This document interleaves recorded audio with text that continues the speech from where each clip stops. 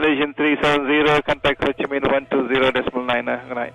Good night, Malaysian 370. Breaking news tonight, a Malaysia Airlines flight with 239 people on board, including 4 Americans, has gone missing.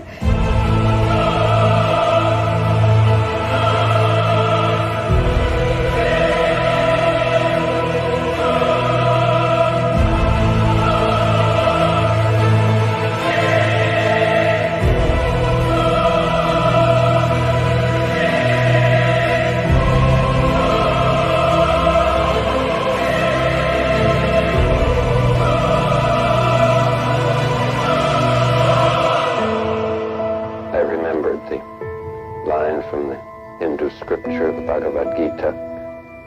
Vishnu is trying to persuade the prince that he should do his duty, and to impress him takes on his multi-armed form and says, "Now I am become death, the destroyer of worlds." Hey everybody, welcome to the stream tonight. Oh, I almost had everything figured out right there, but my sound was no good.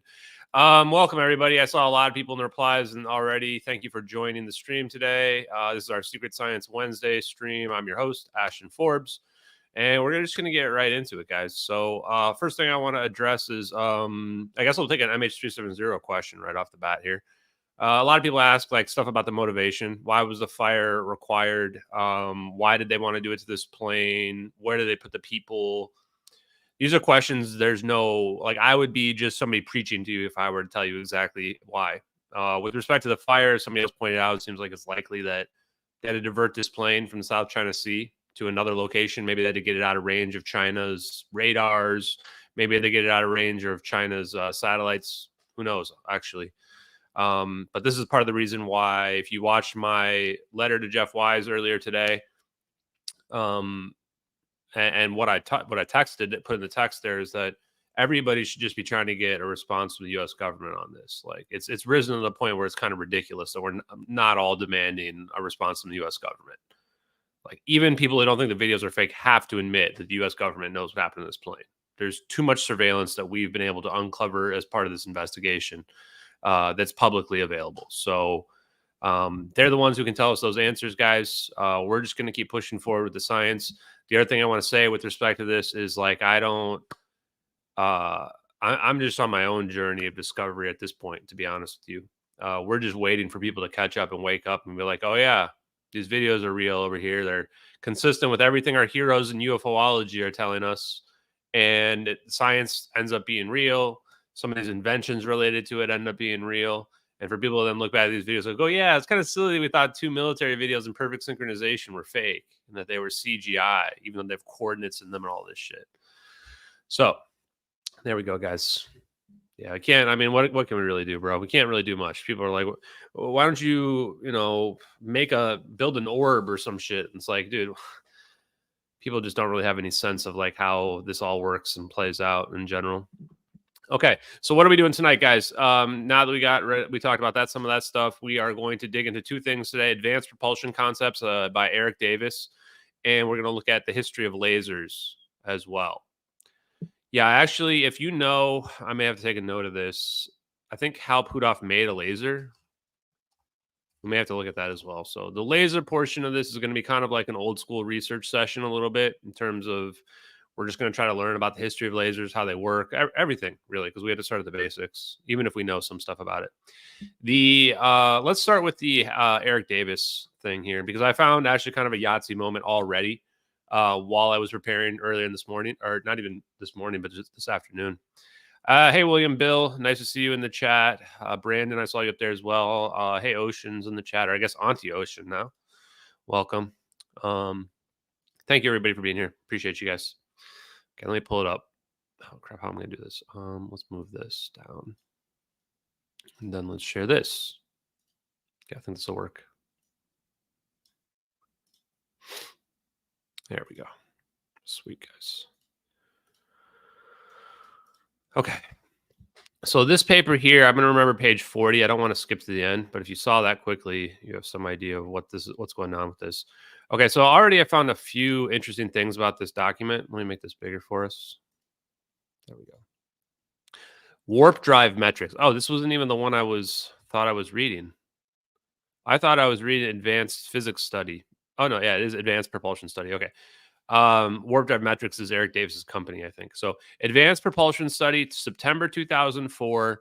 This is by Eric W. Davis, and this is Air Force Research Labs. Okay.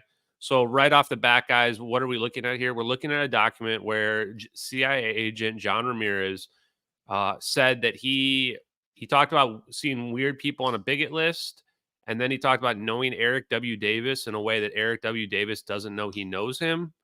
And then he said it was related to the research he was doing for the Air Force Research Labs, which the timing of this crosses over with John Ramirez's time in the CIA as well.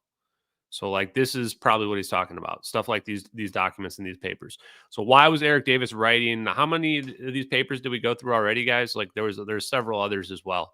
And it turns out these papers got converted into the DIRDs, the Defense Intelligence Research Documents. So if you're not familiar with those, take a look at my Twitter and search for DIRD and DIA, and you're going to find all these papers that I've been going through. Well, I finally looked at this one, and I didn't realize like most of the papers that are in there that are from Eric W. Davis are from his time with the Air Force Research Lab. They basically just copy and pasted them into the DIRDs, and those papers became classified under the Defense Intelligence Agency, and they got declassified in like 2017. So these papers, I don't know if this one's approved for public release. Let's take a look at when this got released. This is from John Greenwalt FOIA request. So this got out from a FOIA request. And I guarantee you they leaked this. It's not like John Greenwalt was like, oh, give me the advanced propulsion study that I know you have behind it. There's no way he could know that. So somebody told John Greenwalt what to FOIA, and then he FOIA'd it as well, which tells us everything we need about John Greenwalt. Dude is definitely a useful idiot, no question. He's like the definition. If you look up in the dictionary, useful idiot is like literally John Greenwalt's chubby face is going to show up.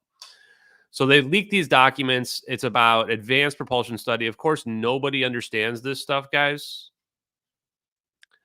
Nobody understands this, right? So this is how they're able to keep it secret. Like nobody really gets what's being talked about here or what's relevant. So now that I've learned enough physics, like I have a long way to go. Let's just be honest, right? But I've learned enough physics where when I look through this, I can actually start to glean some useful information about this. So right off the bat, I skipped past it, but the person who co-signed off on this in the Air Force was Frank Mead once again. So Frank Mead has come up several times, and Frank Mead was connected to Kepler Aerospace. So looks like Kepler Aerospace is where a lot of these guys who are like in the black world, like they were using that as their public facing front for some of this. Because there's a bunch of scientists connected to that company, and they've apparently got a lot of investment money. I don't know how they're making money. Like that would be useful to look into with Kepler Aerospace, because you don't just have money get poured into something like this without some kind of return. So the question would be, if we could see their books, I'm guessing they're privately owned, but be interested to look up Kepler Aerospace's books. I'm going to write that down for later.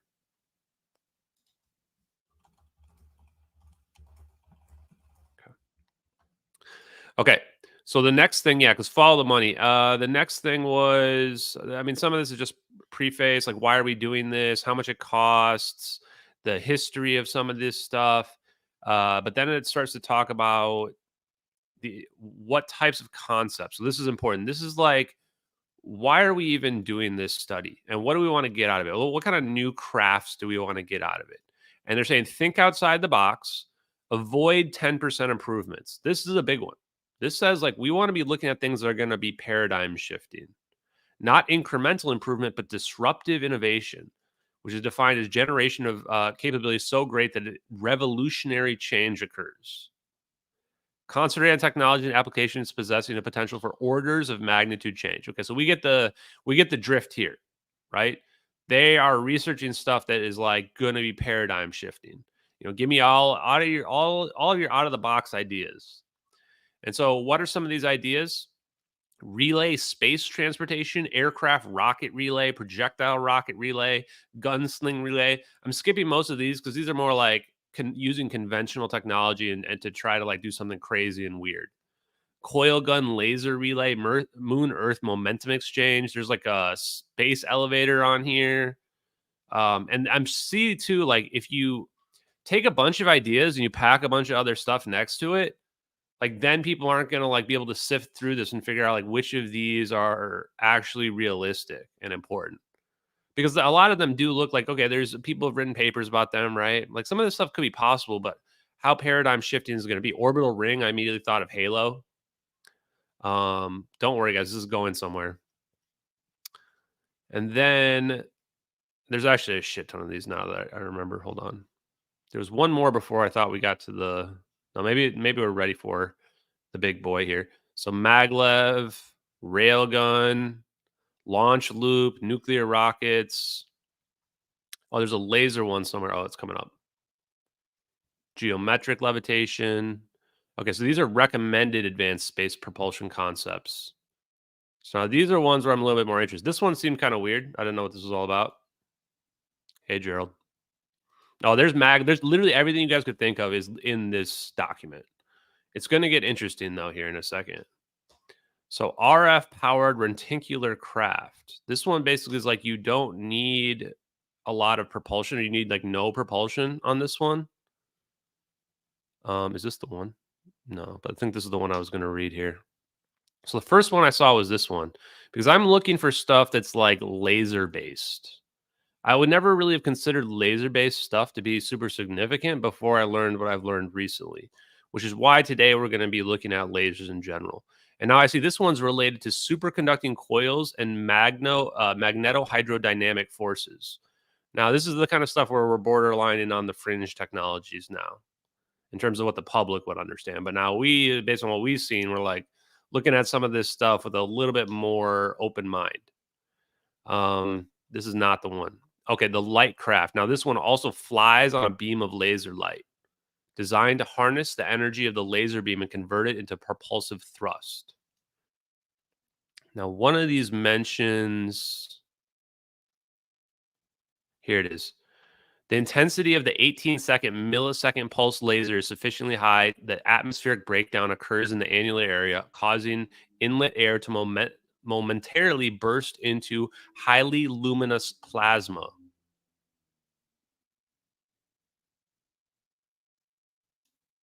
So it said something earlier in this paragraph, I think, about like the fact that the lasers have gotten better. The laser beam's pulse interacts with the mirror, spreading out and focusing onto an annular area inside the circumference of the craft. So like this right here is already explaining how you can use a laser to basically produce plasma, which is exactly what we're seeing, thereby producing a superheated plasma shockwave that generates thrust in the direction of the laser beam. You guys seeing this? I mean, do we need to take a quick pause to look back at these videos here?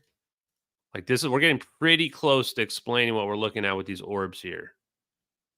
I'm going to read those sentences while I play this in the background. Okay. The laser beam's pulse interacts with the mirror, spreading out and focusing onto an annular area inside the circumference of the craft. The intensity of the 18-second millipulse laser is sufficiently high that that atmospheric breakdown occurs in the annular area, causing inlet air to momentarily burst into a highly luminous plasma, thereby producing a superheated plasma shockwave that generates thrust in the direction of the laser beam. Seems close, not quite what we're talking about, but this is interesting because it presents the idea that like the laser can actually produce a plasma directly out of the atmosphere. Because I've always been wondering, like, what kind of medium do you need to use for this to pull this off? Now, don't worry, it's about to get better. This is page 31. Here's some examples. And that one looked really interesting. And then I kind of ignored this one, Lightcraft Technology Demonstration Program. I was kind of looking at the pictures of some of, so hold on, let me switch back to this. I was looking at some of the pictures of these because I want to know, like, do any of these look like the orbs? I didn't realize they would have pictures of some of these. Like, some of these are real things.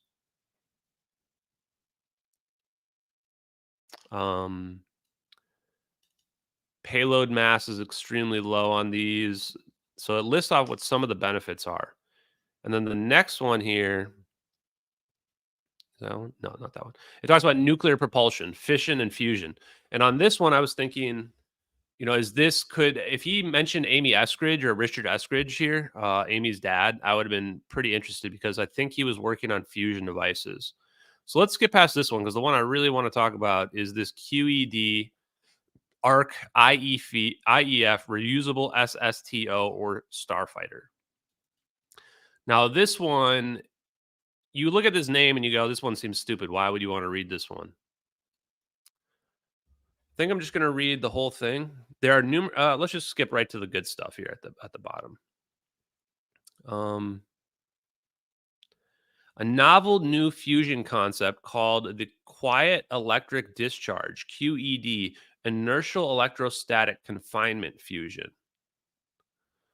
Oh yeah, actually earlier it says up here the types of fusion that are used. Where are they? I can't remember, but one of the types of fusion, I don't see it up here. Oh yeah, here it is right here.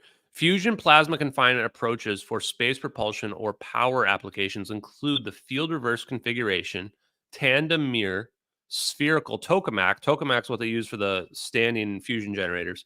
Inertial confinement fusion. Now, inertial confinement fusion, I went, that's really interesting because basically they're trying to say, like, use, I don't know, so gravity basically is how I understand this one. Using gravity to confine fusion. Dense plasma focus and magnetically insulated inertial confinement fusion. So this one would be like a magnet based. Now, all of those sounded interesting to me. But then we get down to one that's even more interesting. A novel new fusion confinement concept called quiet electrodischarge, inertial electrostatic confinement fusion. So why am I so excited about this? Electrostatic confinement confusion. Because this is what Hal Puthoff's been talking about.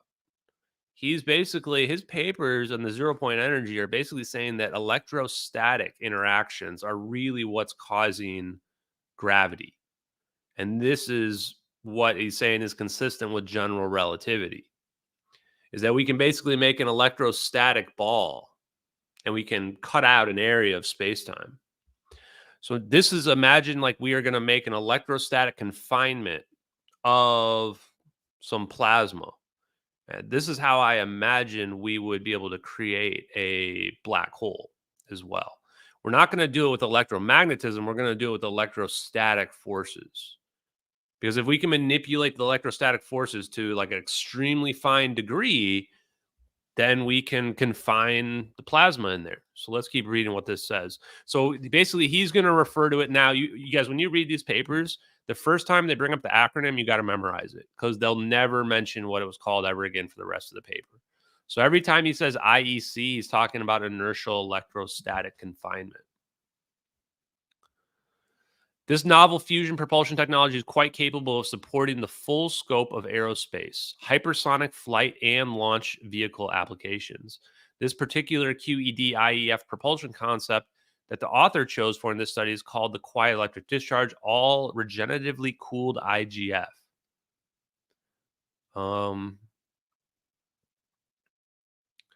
An IEC fusion power source can attain a very high power to weight ratio because it does not require heavy magnetic components. So the benefit here is you don't need heavy magnets. And what have we been looking for? We are looking for a ball of energy. It can't have heavy magnets. What we're looking at is either some very lightly confined region or it's just self-contained. I think it's personally self-contained. And then we want to know, is it plasma that we're looking at in there? Or are we looking at just the atmosphere can turn into a plasma? Those are really powerful questions. And when we read this one looks like, I haven't figured out yet if there's like some kind of element inside, but it looks like it's able to use confinement here to basically cause a fusion reaction to begin just naturally. And so far, it hasn't mentioned anything about how you are confining it, but that's the other piece I want to see if we can figure out here. I think is he spelling this guy's name wrong? No, maybe that's the right one. All of the above reactions are super clean with respect to radioactivity, such that the relative radioactivity present in the reaction system is 0. So this almost sounds like what people were telling me about the hydrogen bomb as well. Therefore, no bulky, massive shielding structure is required. So you don't even need a shield for this, for any fusion power or propulsion applications that are fueled by reactions, because the weight penalty from the radiation shielding would no longer exist. Lastly, these reactions are very suitable for direct energy conversion without the need for immediate energy conversion medium. I don't know what that means. The charged particle reaction products can be captured by external magnetic or electric fields and directly converted into electrical power, or used to directly heat and expand a propellant, which will be described in the following. Wow. So the reactions that happen, they don't even have to be converted. You don't have to convert. Oh, yeah. Okay. So you don't have to convert the energy in this situation. So this is wild, guys. Like, if you're an electrical engineer, this is pretty big. So how will I explain this to everybody else? If you are new to my work or electrical engineering in general, what you need to first go do, like right now or after this stream, pause it, whatever you want, you need to go look at how power plants operate. What you're going to find out with power plants is that most power plants are extremely indirect. For example, nuclear power, we use the uranium or whatever, we heat it up, we use it to heat water up, and then we use that steam from the water to spin turbines for a generator. It's like a hand crank. Basically, you boil it down, it's just a hand crank. We're automating a hand crank through extremely complicated process. So even getting to a situation where we don't have to convert the energy so many times, where we can just directly extract the energy, would be absolutely huge in general. So what we're reading right here is massive, because what we need with respect to any orb that's just going to be floating around is, like, we need the minimum amount of mass. So we don't have space for an energy conversion system in those orbs. This is part of the reason why people can't really believe how it's possible. Like, where's the generator? No, it's just generating energy directly from the environment. That's what this says right here. Oh, wait, what's Gerald saying? We should read this. By creating an electromagnetic spin, a static electrical field is created in the opposite direction. And with an open core bifailure system, you can control the charge density. So then what if it's a magnetic monopole then?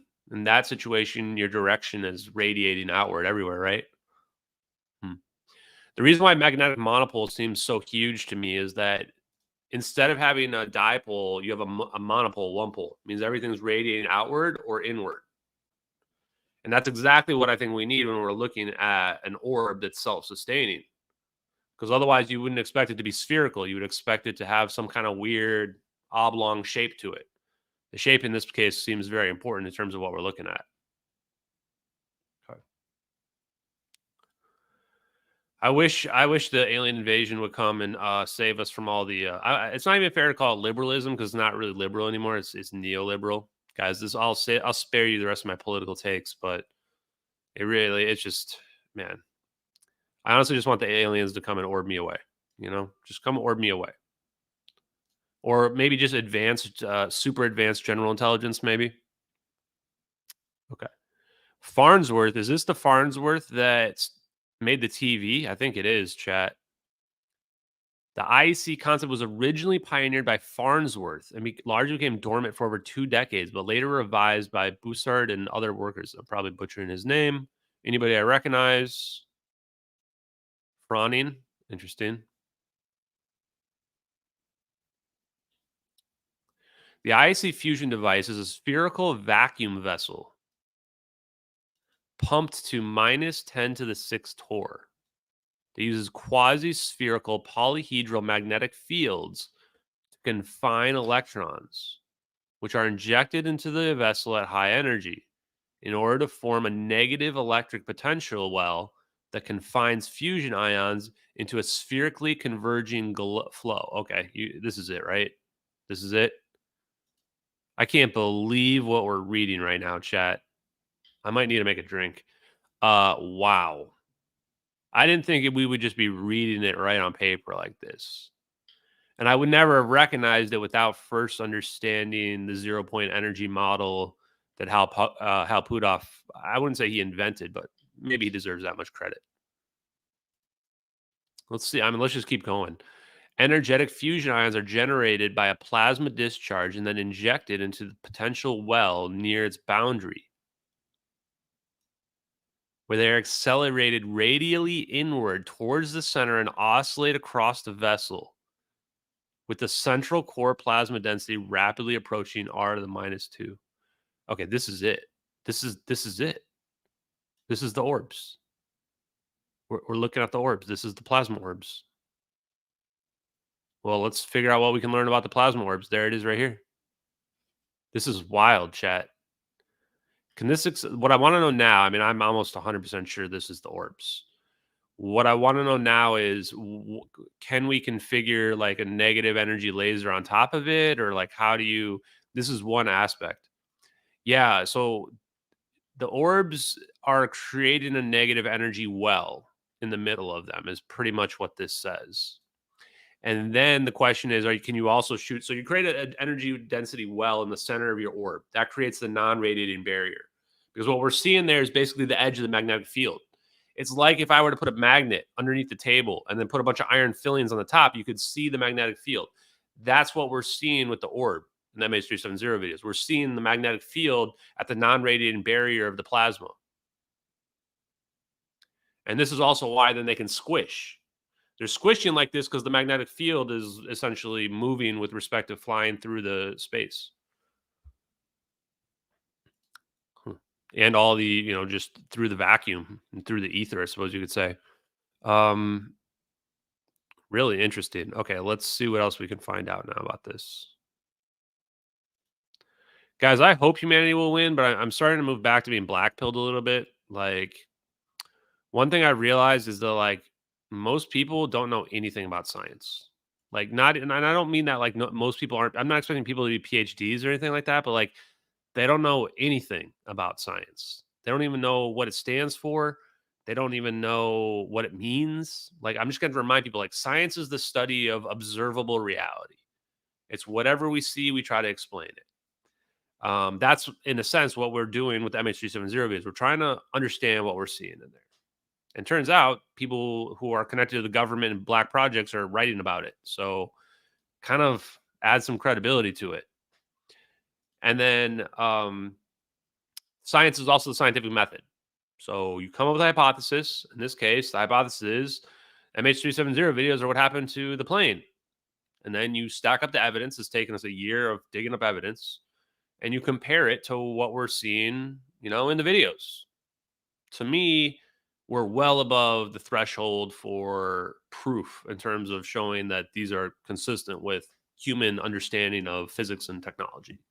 Is it advanced? Yes, extremely advanced, but not beyond the scope of what we could possibly comprehend. And Eric Davis, at this point, he fucking knows. Sorry.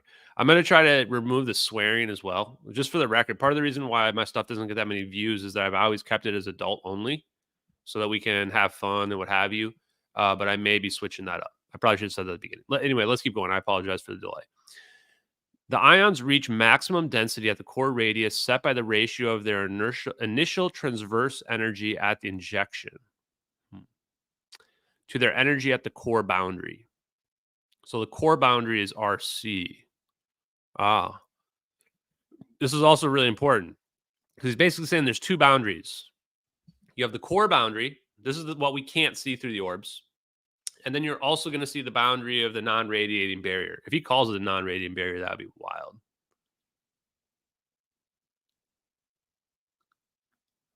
So let's see.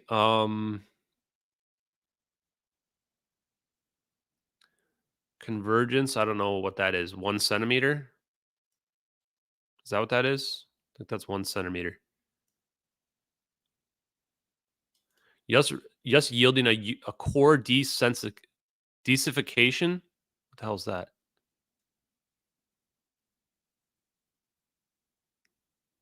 I'm not sure what that means. I want to know how big he thinks the field is. Direct production of high voltage electrical power is by the deceleration of the charged fusion product ions in an externally imposed electric field. The product ions escape from the central plasma core predominantly along the radial microchannel paths and can be collected as they approach zero kinetic energy by potential biased grids placed at the appropriate radial positions along their path. These are very small, I'm guessing. Any electronics in here, guys, is going to be like tiny, like my fingernail. So the grid connectors are connected to the electric circuit, driving current through the load. Output is DC. Direct conversion process is nearly 100% efficient.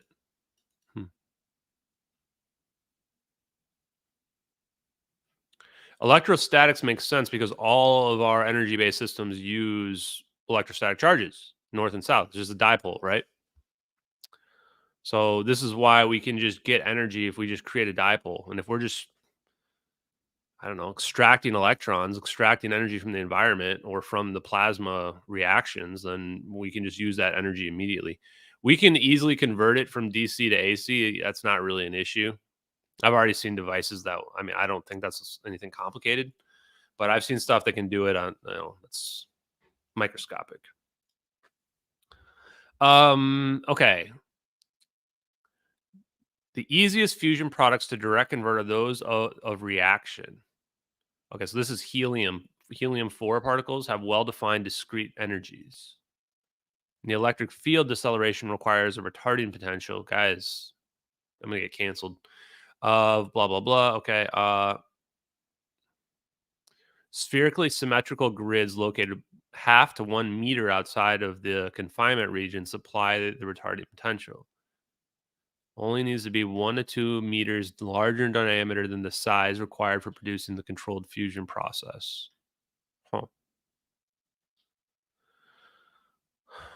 Sorry, I'm looking to see if we can skip ahead.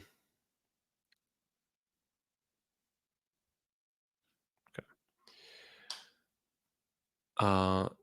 These appear to be suitable for deep space propulsion. Pulse power operation also has the advantage that the high peak currents result in high fusion energy gain for the device due to high non-linear scaling, linear scaling of the fusion rate with the ion current. Their lab experiments use prototype IEC device that has been in operation at the University of Illinois Fusion Studies Lab. Oh, this is interesting.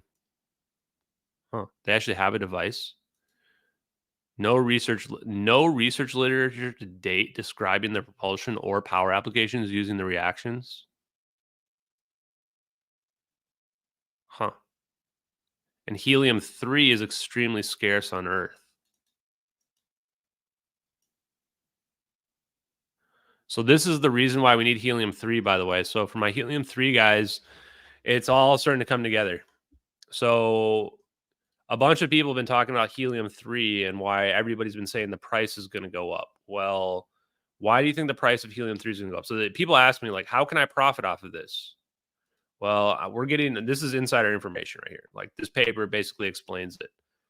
We just realized before I even read this. Wait, I'm going on an outing with Timothy Abarino. Where am I going, chat? I'll go hang out with Timothy Abarino. Should we go to the rainforest and hang out with Timothy Abarino for a while? Maybe.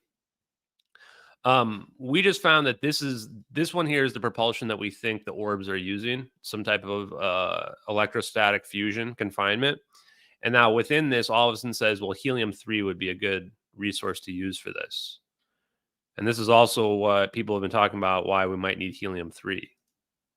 And there's just no scientific papers about 2 of the ways that this can be done. Why is there no scientific papers about this? If I'm looking for some secret technology, that's the name of the stream, Secret Science Wednesday, then this basically checks all the boxes. It's got a weird name that most people wouldn't recognize right away. It uses electrostatic potential, where most things right now, people are probably thinking, even people that are thinking outside the box are thinking electromagnetic. Electrostatic is something that most people don't really understand. It's currently, they have a device in Illinois, and there's no research papers about it. And then it uses an extremely scarce element, helium-3, that there's not very much of, and that a lot of people have been saying the price is going to go up on it. Pretty bizarre.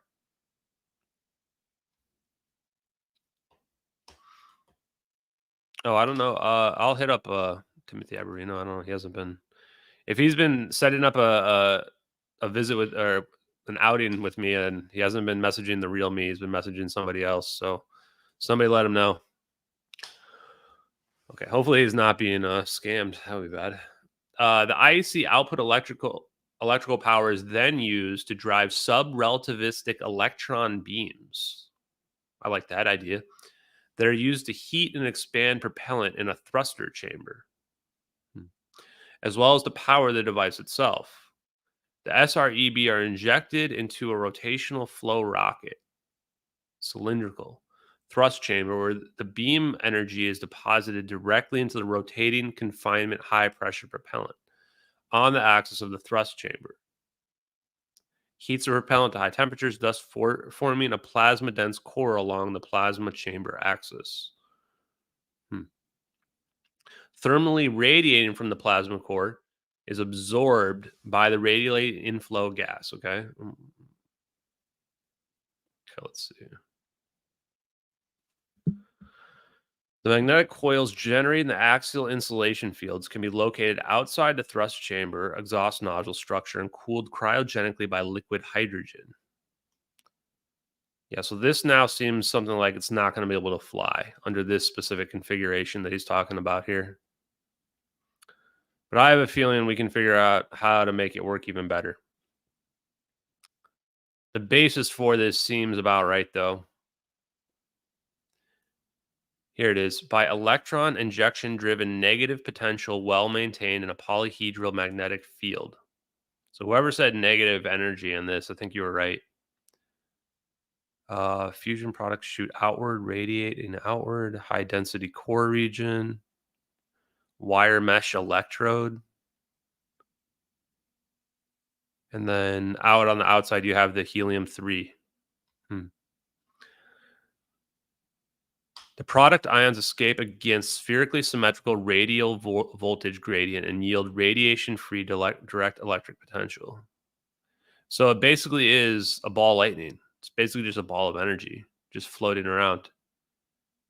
I mean, this picture looks exactly right. Okay. Let's just look at this. So here's your confinement region. Okay. Wow. Wow.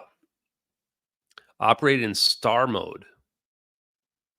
This looks pretty damn similar, chat. It doesn't look exactly like our ball of energy, but this is kind of what I'm expecting. I'm just expecting something that's more, there's not going to be lines coming out of it like this. Something a little bit more like quasi self-contained. Okay.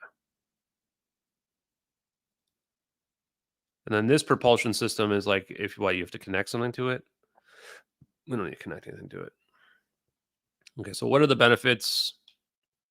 Parameters. Okay, boring. Nuclear. Skip this one. It's got propellant.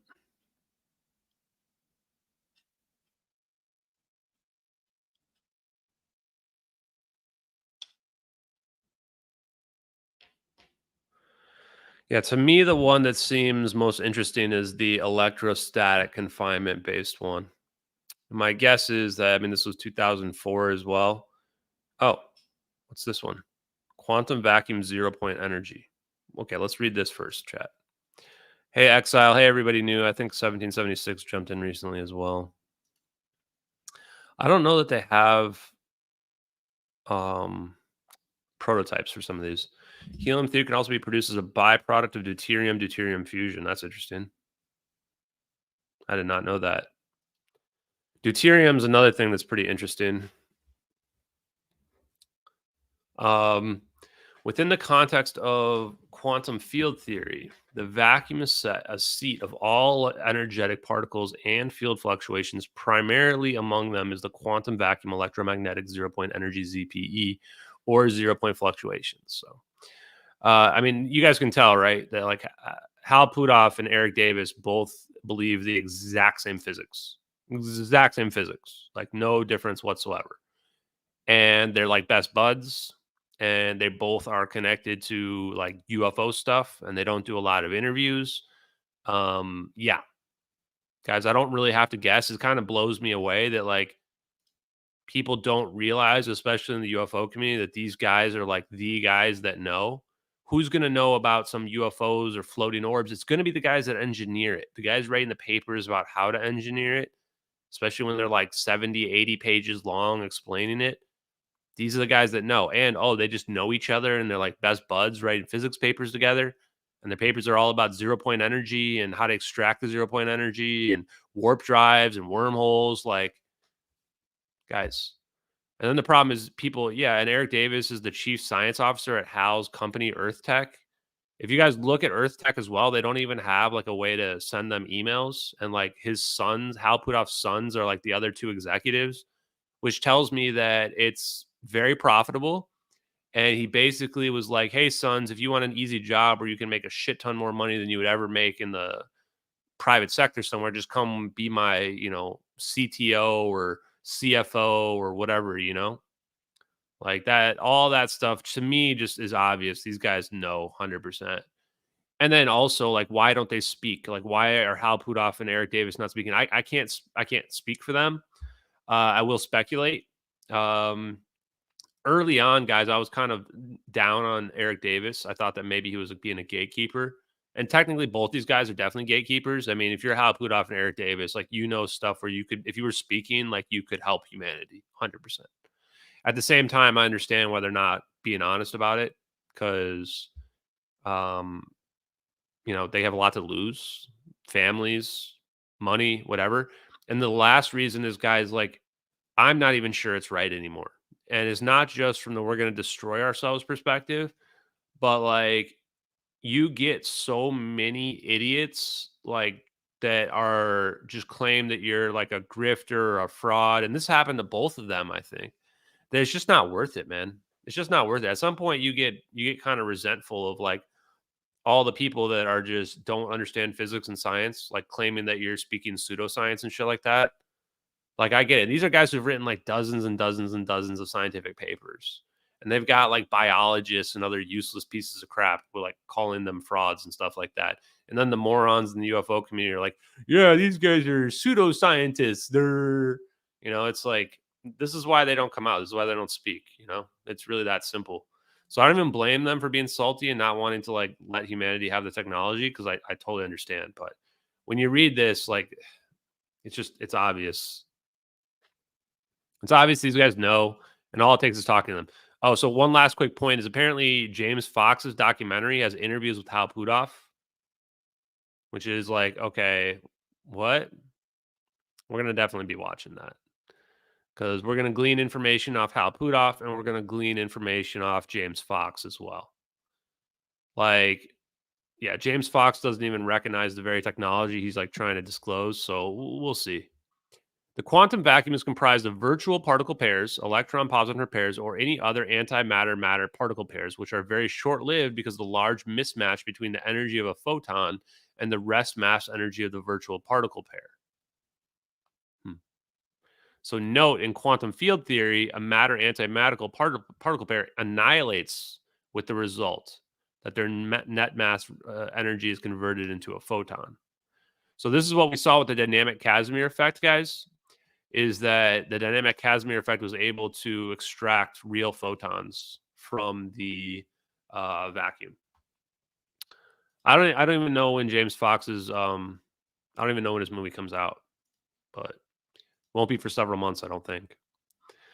The energy density of the quantum vacuum electromagnetic energy is 10 to the 107 joules per centimeter squared. That seems like a lot, chat. Is that a lot of energy? I think so.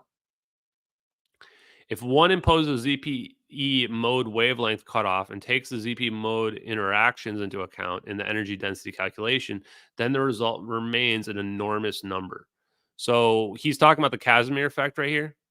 So he's saying basically, even I think if you cut off certain modes, you still have a massive number. One should ignore the heated technical debate between cosmologists and quantum field theorists over the reality of this number, because there's presently no universally accepted theory that successfully bridges the gap between quantum field theory physics and space-time physics. So this is funny because some of the people arguing with me think that like there's in fact, we were going to look at a video later as well. In fact, I'm going to keep this up here. PBS space-time video. So there's a PBS space-time video where they talk about 0-point energy, and they claim that you can't actually, there's no energy there to give. That's usually what the brainwashed physicists do. That I'm just going to say it, they're just wrong. They claim that there's no energy to give. They're wrong. This is where Eric Davis is basically saying, yes, there is energy there. There's no currently accepted theory, so you shouldn't be closed-minded about it. And this is a nice way for Eric Davis to say that those people are idiots and my side's right. And he knows his side's right. Like, he knows he's right. Astrophysical observations indicating that the quantum space-time energy density is 10 to the minus 15 do not really measure the physical quantum vacuum energy density as claimed by cosmologists. Instead, observations are really measuring geometric strain energy of space-time due to cosmological expansion of the universe. So he adds on here as well. So this is the death blow. Like, this is the paragraph right here that you guys want to save. If you're watching, I'm actually going to screenshot it. Oh, whoops. I want to start at the top. Because when you're going to hear this argument, like, and this tells me too that Eric Davis knows exactly. This is 2004. This is 2004 he wrote this. Eric Davis knows exactly what the skeptics are going to say. He knows exactly what they're going to say. And this is him heading it off saying, when you're saying that there's no energy or the energy levels are too low, you're not really measuring the quantum vacuum energy. You're measuring just the strain of space-time due to the universe expanding. And that's a completely different number. The actual total energy that's there to be gained, to be taken, is an astronomical number, almost incomprehensible, 100 zeros. The quantum vacuum can be extracted to generate electrical power, which can then be used to power aerospace propulsion systems. I mean, just the fact that he has this in here after we just read the physics thing about the fusion, like he's basically saying fusion is where the 0-point energy is coming from directly. And they're just creating a dipole in order to access it. There already is extensive theoretical, more importantly, experimental research proving that the vacuum can be engineered so that the vacuum ZPE can be exploited by the Casimir effect, for example, to extract electrical energy or actuate micro-electromechanical devices. Oh, wow. So, wow. This is crazy. Do you know what this means, chat? You can either extract electrical energy or you can just literally run a micro-electromechanical device.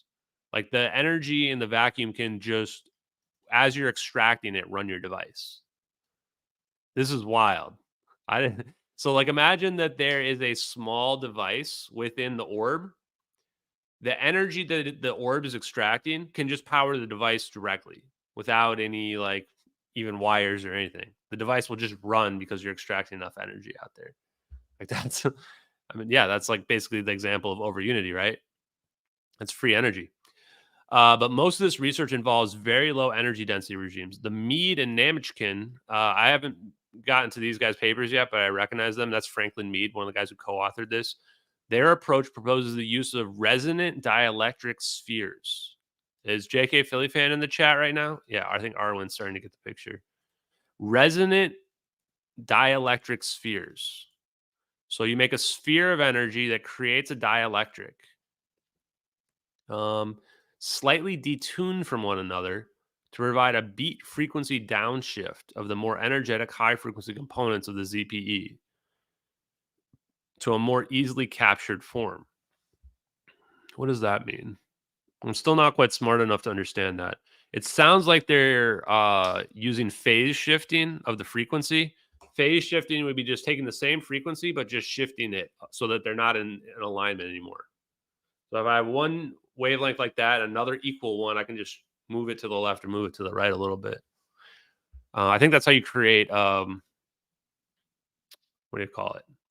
Multi-phase power systems. Let's see. All of this research represents the baby steps that have been recently taken towards achieving a breakthrough in the extraction of significant useful energy from the vacuum. This is very much like the baby steps that were taken from the advent of the early 20th century radioscoped chemistry to the achievement of the neutron-catalyzed nuclear fusion chain reaction process, which immediately led to the harnessing of nuclear energy for electrical power generation and military weapons. Yeah, I want to actually give me a second.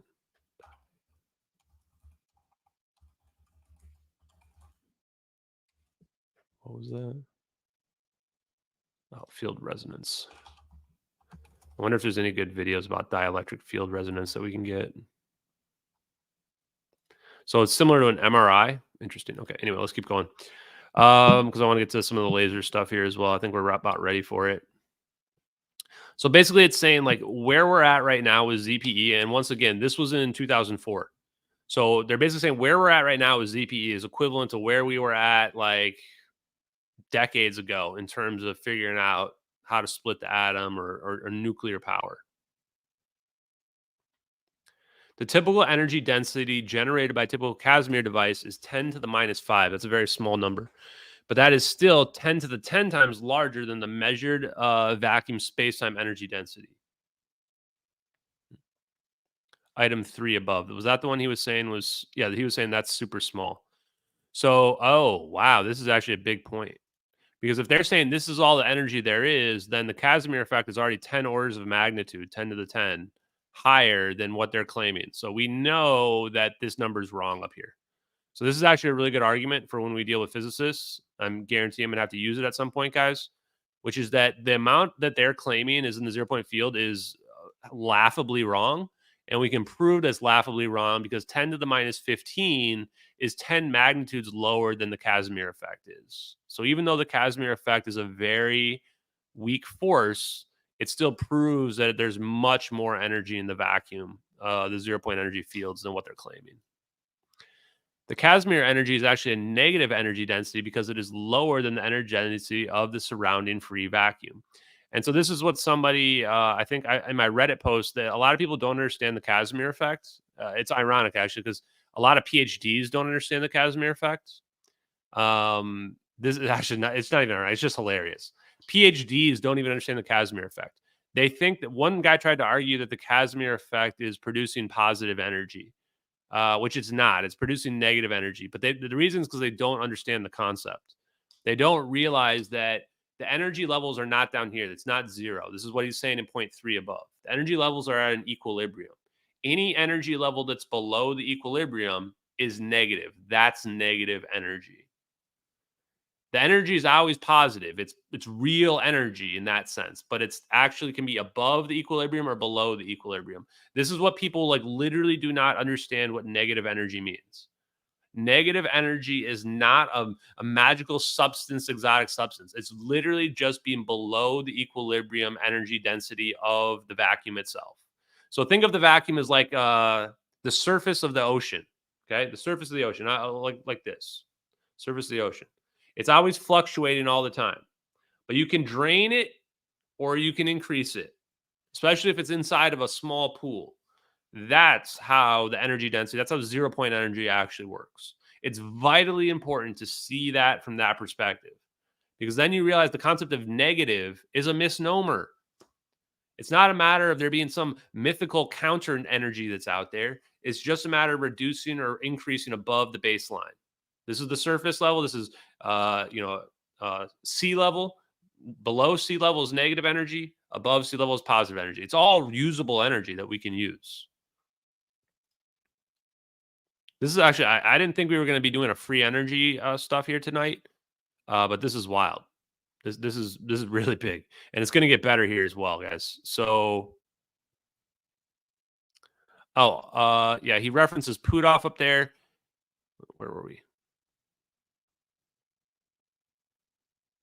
A catalyst process that efficiently coheres and converts zero-point energy into significant quantities of useful energy will be discovered in the near future. Keep in mind, guys, this was 2004. This was 2004, chat. This paper was 2004. He's saying right here it'll be discovered in the near future. It's 2024. This is 20 years ago. So do we have free energy? Absolutely, we have free energy. There's no doubt. I mean, I know we do, and I think we've had it for a long time, but this here, we're talking about something crazy, I think. Real crazy. Okay. That's why the dipole is important. Any dipole in the universe is dipping below the equilibrium and picking up energy. That is essentially acting as a transformer and gives us real three-space energy. I actually understood what he said right there. That makes a lot of sense. Is that you're creating an asymmetry in space-time, in that little region. You're creating that asymmetry. And what's that doing? That's causing you to dip below the equilibrium and real energy is coming out. You're reducing the vacuum state in that area and the real energy is flying out. Wow. So that's why all we need to do is keep our dipole open, right? We want to just sink the ocean a little bit. We want to reduce the depth of the ocean by 1 foot or 1 centimeter. Just a little tiny bit. And what's going to happen? Energy is just going to be flowing out. It really is that simple, chat. So when people ask you, what is free energy? I want you guys to help explain to them. Like, you know what? I'm going to segue real quick. So I need your guys' help. I can't explain it to everybody by myself. I need you guys out there in the replies, what have you, of my post, helping people to understand the science itself. So zero-point energy field is a huge amount of energy that's out there. It's not the tiny amount that some physicists believe. There's arguments over how much there is. We know it's not the tiny amount because the Casimir effect proves it. Casimir effect is 10 times more powerful than the tiny amount. And the large amount is a number with like 107, something to the power of 107 zeros after it, infinite energy. So the equilibrium of space-time, zero-point energy, is not nothing. It's something up here. It's an equilibrium. Anytime we are manipulating that equilibrium, if we're reducing it, we're achieving negative energy density. There's not some mythical substance called negative energy that's out there. It's all just energy. So you reduce this, you're going into negatives. You increase it, you're going into positives. All dipoles, like a battery, for example, they're simply reducing the equilibrium net energy in the area of space-time in which they reside. And what's that causing? Any reduction is causing real energy to come out. So I need you guys to help because this is the concept of free energy. This is how all energy works. And once you have a theory of all energy, then you can manipulate energy and we can have a dipole that keeps open, a battery that stays open, that's constantly dipping the ocean a little bit, constantly extracting energy out of there. Free energy. That's what free energy is, guys.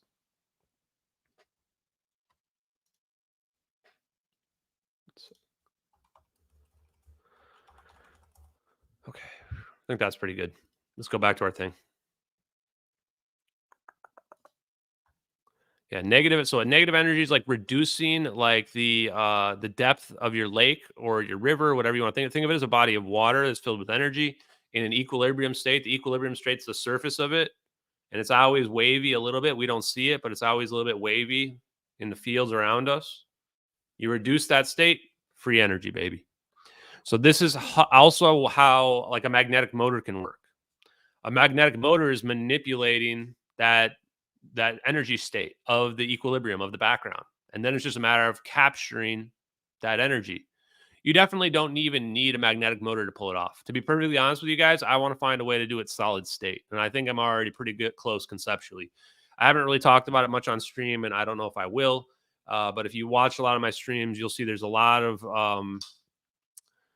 there's some other ideas like the Casimir effect that are discussed in a lot of the science that we've been talking about. And I think that there are ways that you can scale it down without moving parts. Yeah, I'm going to clip that. Okay. I'll post it for you guys tomorrow or something like that. Okay. So we got to that part. The zero-point energy may be used to modify inertia and or gravity via electromagnetic or other means to generate a direct propulsion effect. Sakharov, 1968.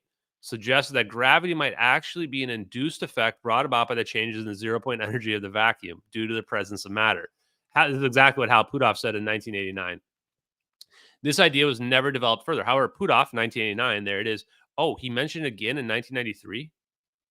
Well, I know what I'm reading tonight. Developed a model whereby gravitational interaction begins with the fact that the particle situated in the sea of electromagnetic 0-point fluctuations develops a jitter motion, the Zitribuagong. When we might next week, it's going to be the Zitribuagong chat. Next week, maybe even on Friday. When there are two or more particles that each influenced not only by the fluctuating background electromagnetic fields, but also by the electromagnetic fields generated by the other particles, all similarly undergoing Zitribuagong motion. And the interparticle coupling due to these fields results in the attractive gravitational force. So to me, it sounds like what he's saying here is the particles are going to begin to cohere. Like imagine like a wave, like a full wave on the ocean. Like there's going to be like another wave in the ocean that's going to be counteracting that wave. I think it's something like that, basically. Gravity can thus be understood as a kind of long-range Casimir force. The major benefits of the Puthoff's approach is that it provides a basis for understanding the various characteristics of the gravitational interaction, here, though, unexplained. These include relative weakness of the gravitational force. So basically, yes. Okay, let's read the rest of them. The weakness of the force, the existence of positive but not negative mass. This is why there is no negative mass, is what he's saying here. You can have positive mass, but you can only have negative energy. Why? Because all energy is positive energy. So this is really huge. This is something that I've always been struggling with. Yes, so somebody just mentioned standing waves. So imagine that the 0-point fluctuation is a standing wave.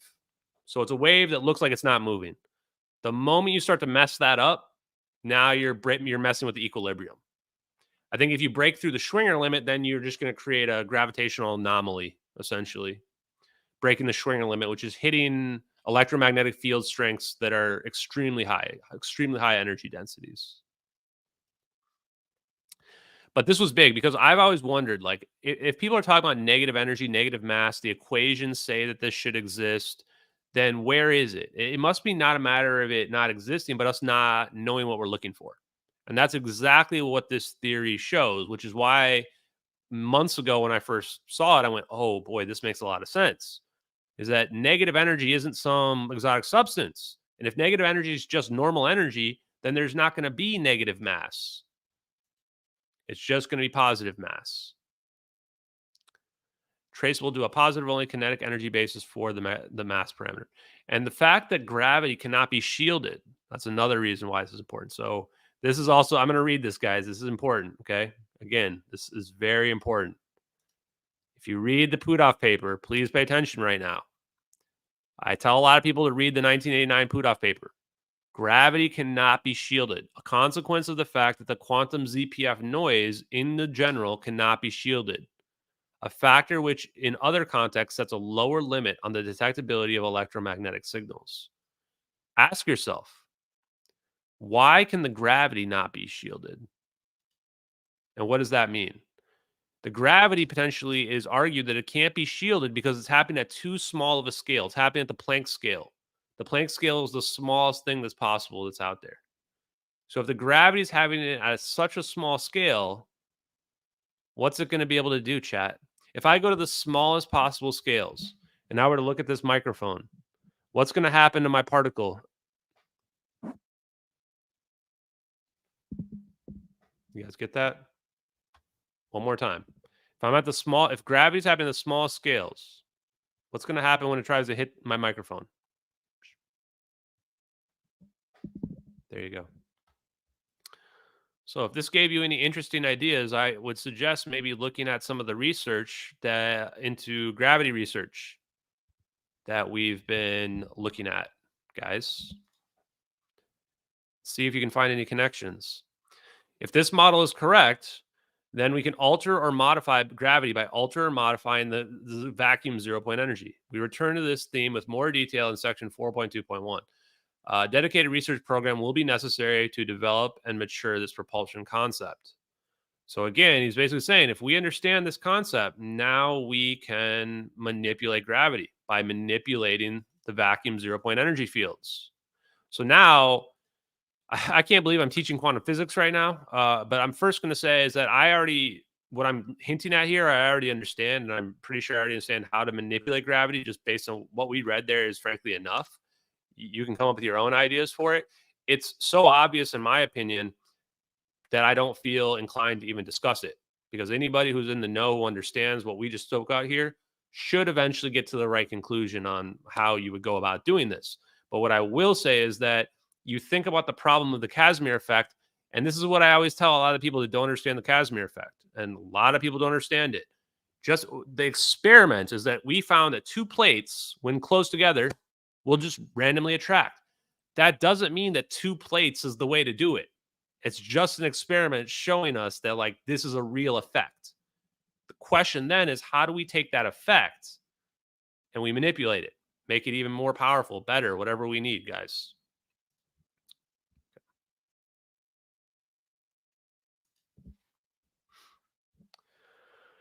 And then also now you're seeing why there's a connection between gravity and free energy. Is that manipulating the energy density of the ocean, increasing the height of the ocean or reducing the height of the ocean is going to impact gravity, but you're also extracting usable energy from the environment. The opposite would be taking the positive energy and you can reduce the positive energy. What's that? That's fission. That's pulling atoms apart, extracting the energy. Or just nuclear bomb, atomic bomb, turning a bomb into a nuclear warhead. Basically just taking the mass in there and turning it back into energy. So last part here, a possible connection between, do I have it? Oh, wait, let me switch this. A possible connection between the electromagnetic quantum vacuum and inertia was first proposed by Heish, 1994. I think he wrote something. He's either got a patent, I don't remember how I know him. If correct, this would imply that mass might be an electromagnetic phenomenon and thus, in principle, subject to modification. Okay, I'm listening. With possible technological implications for propulsion. A multi-year NASA-funded study at the Lockheed Martin Advanced Technology Center further developed this concept, resulting in an independent theoretical validation of the fundamental approach. Okay, we got to read that too. Distortion of the quantum vacuum in accelerated reference frames results in a force that appears to account for inertia. Wow. Ruda et al. In 2001 showed that the same effect occurs in a region of curved spacetime, thus elucidating the origin of the principle of equivalence. A further connection with general relativity has been drawn by Nikish and Molieri. I don't know. The ZPF gives rise to space-time microcurvature effects, yielding a complementary perspective on the origin of inertia. Numerical simulations of this effect demonstrate in manner in which massless fundamental particle, e.g. an electron, acquires inertial properties. Thus, also shows the apparent origin of particle spin along lines originally proposed by Schrödinger. Okay, this is starting to lose me here, but basically it's sounding like this theory can explain where inertia itself comes from. If our basis understanding for inertia is correct, then it's basically saying as we move through the equilibrium, we're feeling inertia. The present model also suggests that the heavier leptons, muon and tau, may be explainable as spatial harmonic resonances of the electron. They would carry the same overall charge, but the electron now having spatially lobbed structure. Okay. Oh boy, there's even more. I don't think we're going to have time to go through all this. Huh. Guess we should have started here. Engineering the vacuum. Experimental method to alter the properties of the vacuum may be called vacuum engineering. If indeed we're able to alter the vacuum, then we may encounter some new phenomenon totally unexpected. So this is something where Puthoff, there it is, 2002 Puthoff. I was told, I don't know if this is true or not, it's just, let's call it a rumor for now, but I think pretty reliable source, that Puthoff was nominated for the Nobel Prize for his engineering the vacuum stuff. Which you can imagine, like, this is like too far out there for physics.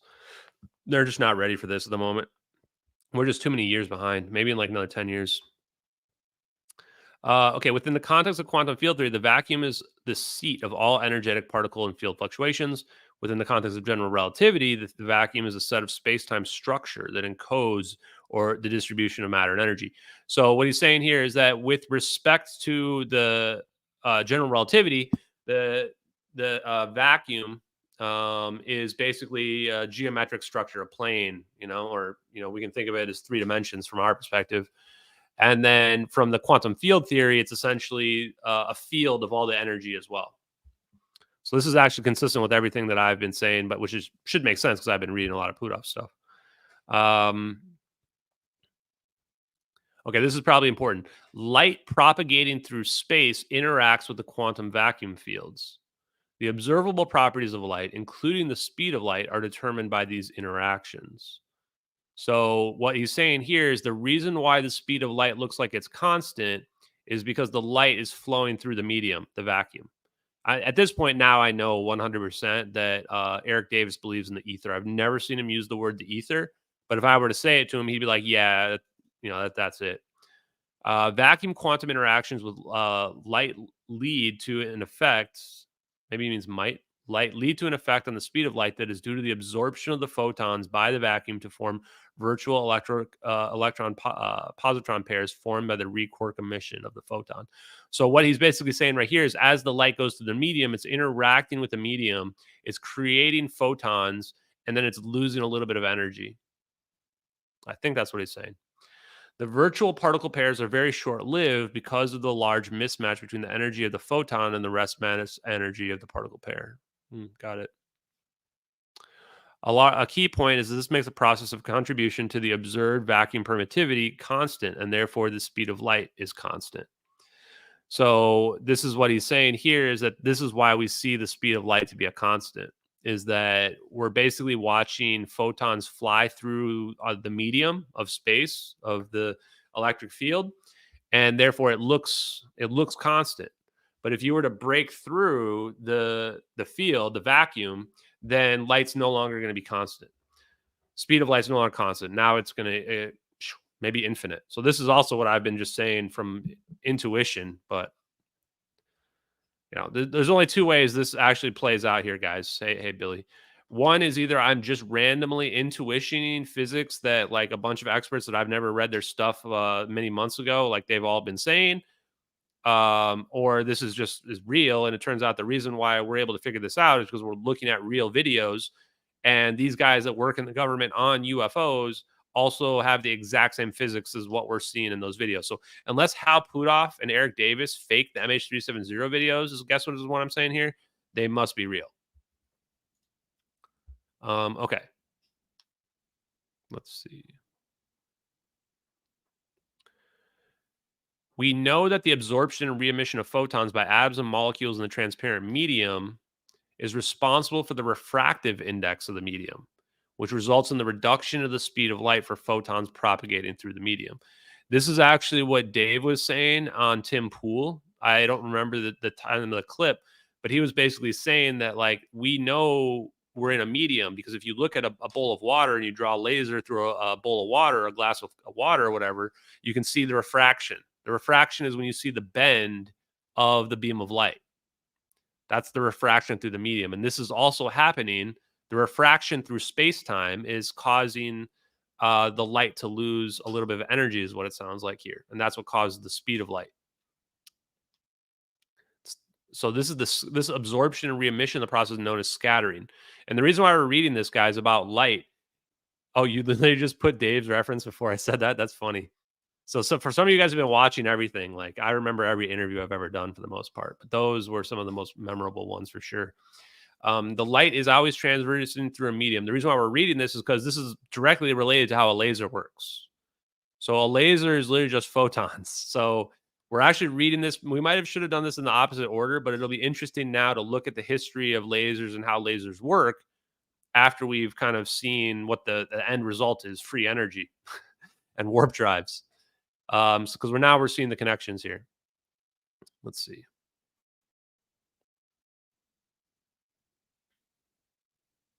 So the key point arising from this analogy is that the modification of the vacuum produces a change in the permittivity, resulting in a subsequent change in the speed of light, and hence a corresponding change in the vacuum refraction index. Ah, this is how we change the speed of light. This is how we change the speed of light. This is what Jack Sarfati does not understand. Jack Sarfati does not understand this. This is, I've always like, because I've told you guys, like, Jack Sarfati is smart, right? He knows the physics equations. He doesn't see the big picture correctly. Or he does and he's lying. I don't know. But the way he talks to me about it, he doesn't see it. 100% he doesn't see it. When you change the medium, you're changing what? You're changing the refractive index. So when we shoot a beam of light through space or through air, it always looks like it's going at a constant speed. We know it changes when it goes through the cup of water, right? I've got my cup of water. I shoot a beam of light. You're going to see a bend in the beam of light. It's going to bend a little bit, right? Like this. That's the refractive index. The refractive index in space-time itself. So like imagine this is space-time and the beam of light's going through here. If we manipulate an area where the beam of light is going through, let's call this the area we're manipulating. The light's going to slow down in this area or speed up. And then it'll come out on the other side at some other point. In fact, we might be able to manipulate it in such a way where we can hold it in superposition. The way I read this is like teleportation is basically possible with this. Now, the part I don't know is it going to increase the speed of light or reduce the speed of light? But maybe it doesn't matter. Maybe we can manipulate it either way. Again, if we look at the space-time and the permittivity of space-time as an equilibrium, we can increase it or decrease it. So there are ways to increase the speed of light and ways to reduce the speed of light, potentially. At least at this point in my understanding. I'd be curious as to what other smart people in the chat think. Yeah, so the refractive index is 0, speed of light is infinite. So and I just don't know what the correlation between the vacuum permittivity and the refractive index is. He doesn't actually say. Maybe there's an equation somewhere.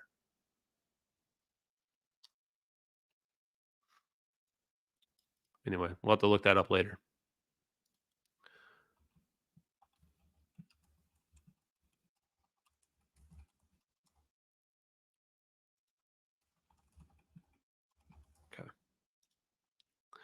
Okay, so then some other people, Skarnhorst, I haven't heard of these guys, prove that the suppression of light scattering by virtual particle pairs in the vacuum causes an increase in the speed of light, accompanied by a decrease in the vacuum refractive. Okay, well, I probably should have just read one more sentence because there it is right there.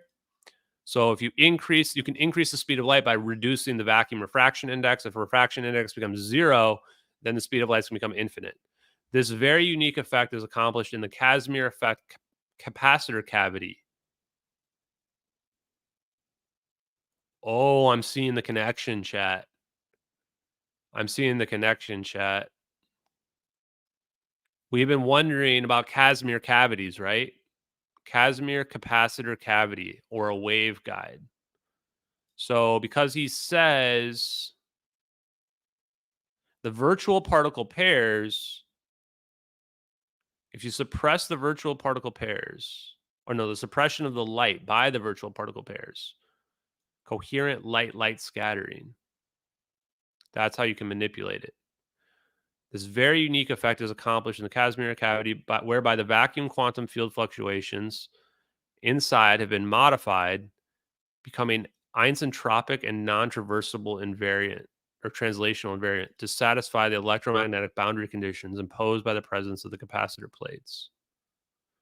The principal result of this modification is a removal of the 0-point energy due to suppression of the vacuum ZPE modes with waveguides longer than the cavity wavelength.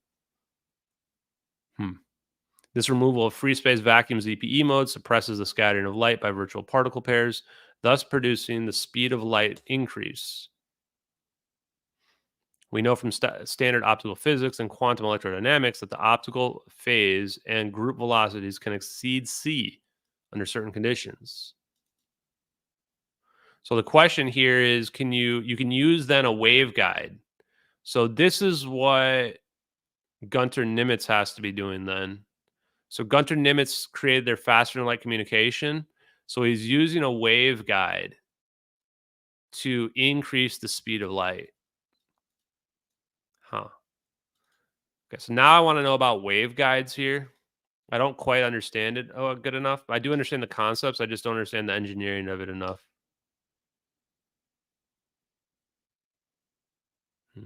Interesting.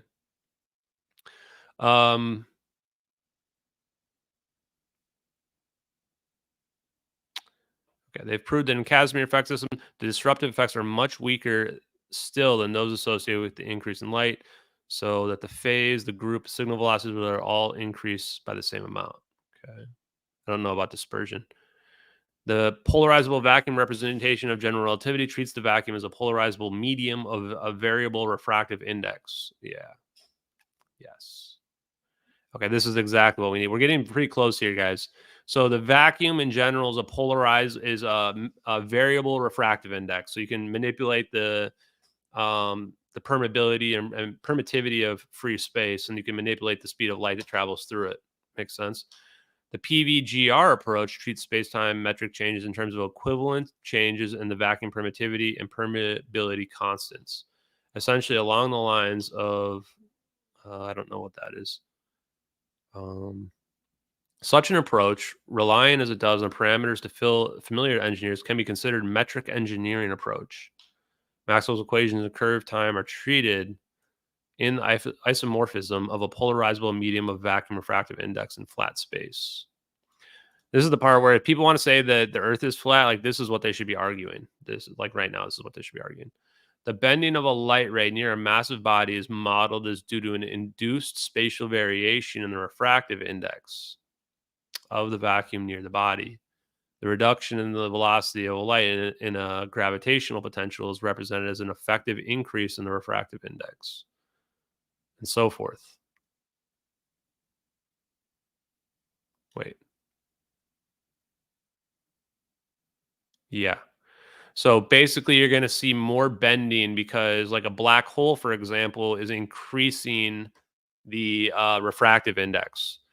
And if the refractive index increases, then there's going to be I guess, a slowing of the speed of light or slowing of the light or a bending of the light in that region. This optical engineering approach has been shown to be quite general. Okay. So this can be done in a self-consistent way is to reproduce in appropriate order both the equations of general relativity and to match the standard astrophysics in the weak field experiment. Yeah, I'm all in on this, guys. Adding more energy is like turning water into milk. It's making the ether or space-time more viscous. Yeah, that makes sense. 100%. Yeah, that's a good point, guys. So you're making it more viscous. If you think about viscosity in terms of like thickness of it. What is Project Serpo, guys? I don't know what that is. I forget. I'll Google it. I kind of remember. Is it Serpico or what was it? Sorry, what did he say, chat? Is it just Serpo? I don't know.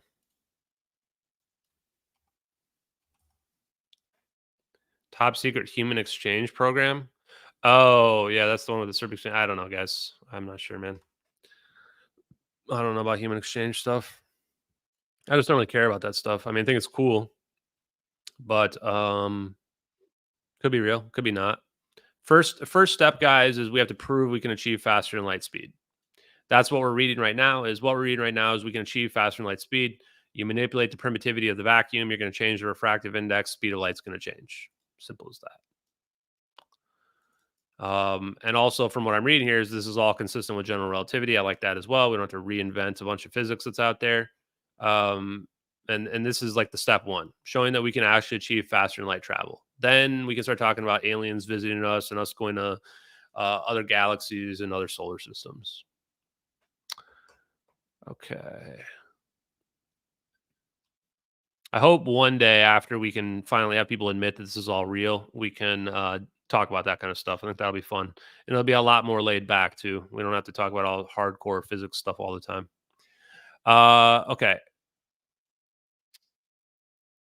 Treat such measures the speed of light, the length of rulers, the frequency of clocks, particle masses, and so forth in terms of a variable vacuum dielectric constant in which the vacuum permittivity transforms as the permittivity approaches the constant.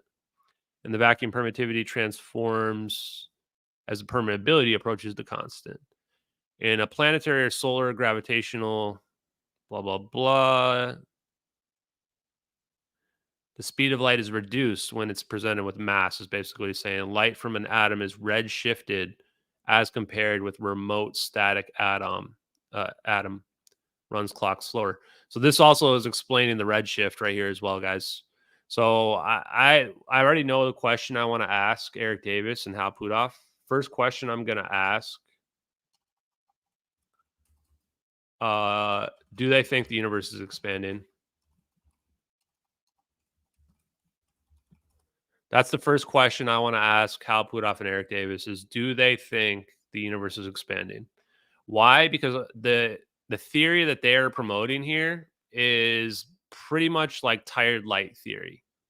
They're saying that the redshift is not because all the planets are moving away from all the other planets and all the stars are moving away from all the other stars. They're saying it's basically the redshift is explained by the background of the 0-point energy field and the mass energy that's out there. It's causing a time dilation effect. So pretty wild. I think they'll say that the universe is not expanding, which will be very telling because then I'll have a really good idea of what their physics is saying. And it's pretty controversial to say that the universe is not expanding. So if they were to say that, they might also say that they don't really know and that like maybe it's expanding or something. I don't know. Okay. Davis reports that a small number of solutions were developed that describe faster than light motion, which is generated by some distributed negative energy density, such that the total energy density of the system, as seen by remote observers, is approximately zero. As seen by remote observers is wow. These solutions are similar in function to that of a traversible wormhole or a warp drive effect. See next section, which both arose from Einstein's general relativity and are both generated by distributed negative energy density in space-time. Okay, now we know exactly what we're looking at. Now we know 100% we're looking at a real wormhole. This right here is the first ever real wormhole that the human beings will ever see. You guys are staring at. This is history right here. Even at some point in the future, if people end up having to admit it later on, this right here is a real wormhole. This is what we're seeing. That's not VFX. That's a real wormhole. First ever one seen in the public ever in history. Now, there might be some people out there that have seen other wormholes, but never like the public seeing them in general. I don't doubt certain people have seen them. There's probably other footage as well. This is just the first ever high quality footage of an actual wormhole. And so what you're seeing here is the energy density is going down massively into the negative. And that's why you're seeing it get super, super cold right there. It gets super cold with the endothermic event because the energy density is going for just a split second. And then the equilibrium, it's flowing right back to equilibrium. So this is the reason why you see the plane just literally disappear. Like boom. And then it bounces right back to equilibrium. And it happens not instantaneously, but within a fraction of a second. I think it's like 0.1 or 0.2 seconds. So the equilibrium is bouncing back right away. You dip into it and it's bouncing right back. But that's 100% what we're looking at right there. Is they're actually breaking the Schwinger limit and literally reducing the energy level. They're pulling all the virtual foot. That's why the light is flashing. It's not just the light bouncing off of it. They're creating real photon pairs. Remember the dynamic Casimir effect. Dynamic Casimir effect. When this happens, you're pulling the virtual particles out of the vacuum and you're turning them into real photons. What's a photon? Light. A photon is light, guys. Why? Oh, shit. I did not want to remove that. This is why we're seeing, holy shit. This is why we're seeing it. This is why we're seeing the zap. I've had it wrong all along. This is why we're seeing the zap in this video. The photons are flashing right here. The reason why this flashes is because photons are getting pulled directly out of the vacuum. Real photons. Right there. Boom. That light, this is the middle of the night. This is actually the middle of the night, 100%. You probably wouldn't see it as prominently if this was daytime.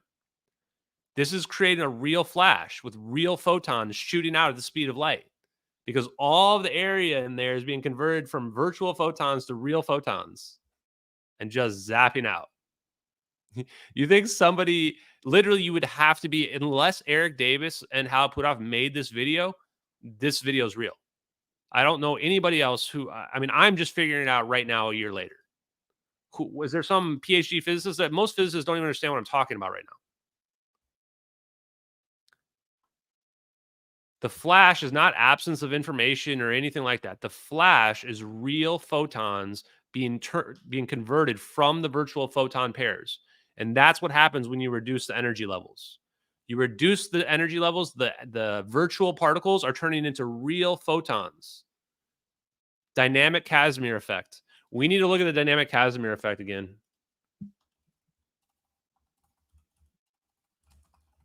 We're not going to do it tonight, but in the future, we have to look back at the dynamic Casimir effect, because I think the dynamic Casimir effect is literally producing negative energy based on this. If it's able to pull real photons out, then you're producing negative energy.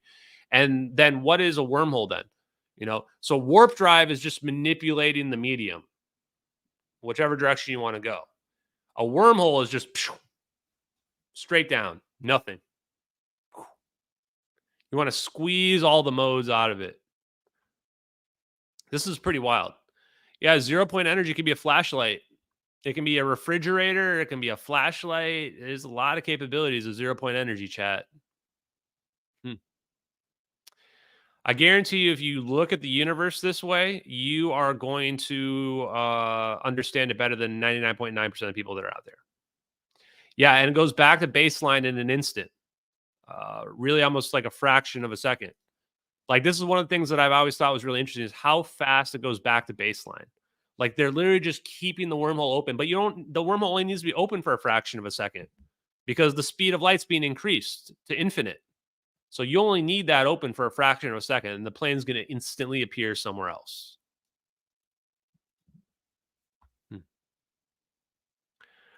At this point, the Lockheed people are fucked, because, like, if they were to do something to me, then there's going to be a massive Streisand effect. And, like, all anyone has to do is go back through my recordings and my live streams. And yes, there's stuff I've looked at off a live stream, but, like, the reason why I've recorded most of this is so that, like, there's a paper trail for everything that I've been learning, and you guys can figure it out as well. Any of the stuff that I haven't shown publicly, like, you'll find it. They're out there. This is pretty wild. I'm actually starting to borderline on, like, how much we want to talk about on some of this, but I don't think we pushed the limit at all yet. I mean, who knows? Who knows, chat? Okay.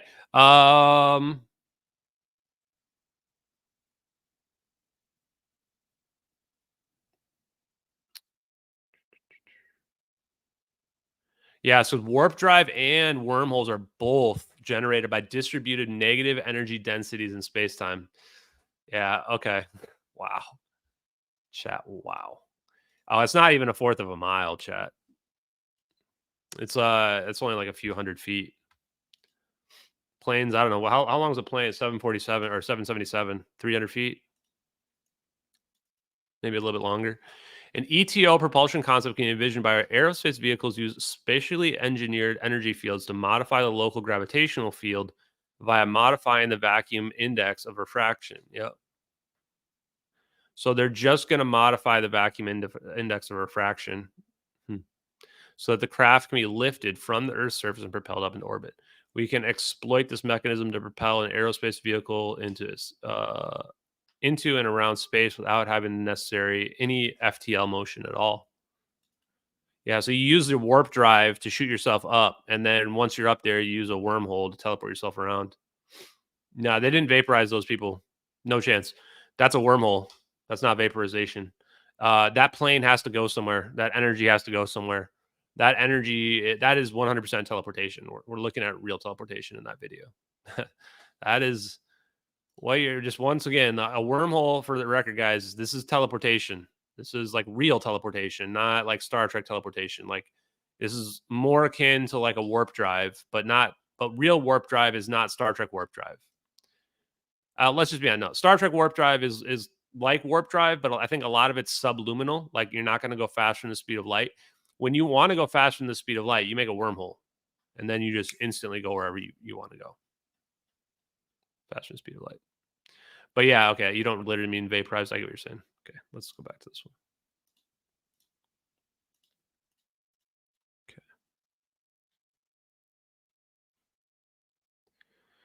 Okay, the Alcubierre warp drive effect, a thin shell of negative energy must be distributed around the craft in order to generate the warp bubble geometry.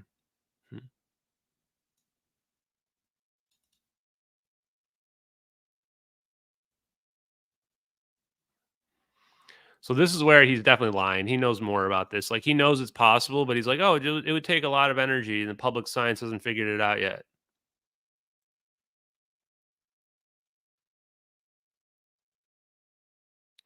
Okay, well, this is interesting.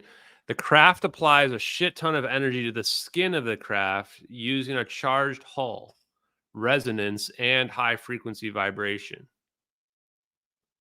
You just control where on the craft has the most energy, and then you steer that way. That actually makes a lot of sense. You just create a disequilibrium, an asymmetry in your craft, and you're going to force your craft is just going to start to float. It's honestly like surfing. It really is like surfing. You're like imagine like the equilibrium energy. You're surfing on the wave. You're making a wave and you're just surfing on it. We're not going to pull up Sal's Pies' patent right now, but that's definitely how this is working. 100%. What's this? Artificial gravitational field. Oh. Cylindrically shaped trap space. So you need 10 to maybe up to 10 to the 18 Tesla. That's huge in order to induce a space-time curvature. So these tokamaks with like 10 to the 17, they're probably producing space-time curvature. A powered pulse field generator could be used to generate an electric or magnetic field-driven propulsion. Isn't this what Salvatore Pais' EMEFG or whatever it's called? High energy electromagnetic pulse generator. Doesn't he have something like that? Pudov et al. Studied the effect of a uniform static magnetic and electric fields can be understood as a perturbation of the effective refractive index of the media of the vacuum. So we learned something really important is we want to manipulate the refractive index of the medium. 10 to the 18 seems to be a common theme in transcending space-time. Maybe. Yeah, HEEMFG. This side up. Few of you guys in my chat. There's probably some spooks in my chat right now. I'm just saying, chat. Some of you know way too much. Some of these guys in my chat are probably feds guys. I'm probably not, but these guys might be. If the focus on them in my chat. If no, just kidding. Don't hurt anybody, guys. If the PVGR model is then correct, then modifying the vacuum index of refraction using electric or magnetic fields could induce a unique form of propulsion. Now, this is what we want right here. This is the money, right? Because this is why we don't want the Casimir effect. We don't want two plates. So how are we going to manipulate the refractive index of the vacuum without our plates? We're going to use electric and magnetic fields. That's the answer we've been looking for. We want electric and magnetic fields. That's how we want to be able to manipulate this. High frequency, high voltage, magnetic and electric fields are the answer, probably. Really boils down to something like that. Oh, I like this. Interesting. Wouldn't the craft go towards the negative energy here, though? Direction of motion wouldn't be this direction, would it? I would think the direction should go towards the negative energy. Okay, anyway, I think the Huckleberry warp concept is correct, but the real application of it, I don't think is quite what is represented in the public. Okay, let's just read the part about wormholes. There's actually no real faster than light motion involved when traveling through the wormhole. So here you guys go. Why do you not get spaghettified? There's no actual real faster than light motion. The wormholes are a shortcut through the universe, through hyperspace, aka through the ether, whereby space travelers can traverse enormous distances within a matter of a few minutes or days while traversing only a few meters or kilometers through the throat. Wormholes are hyperspace tunnels through space-time connecting together either different remote regions within the universe or two different universes. Well, he scares me when he says two different universes here, chat.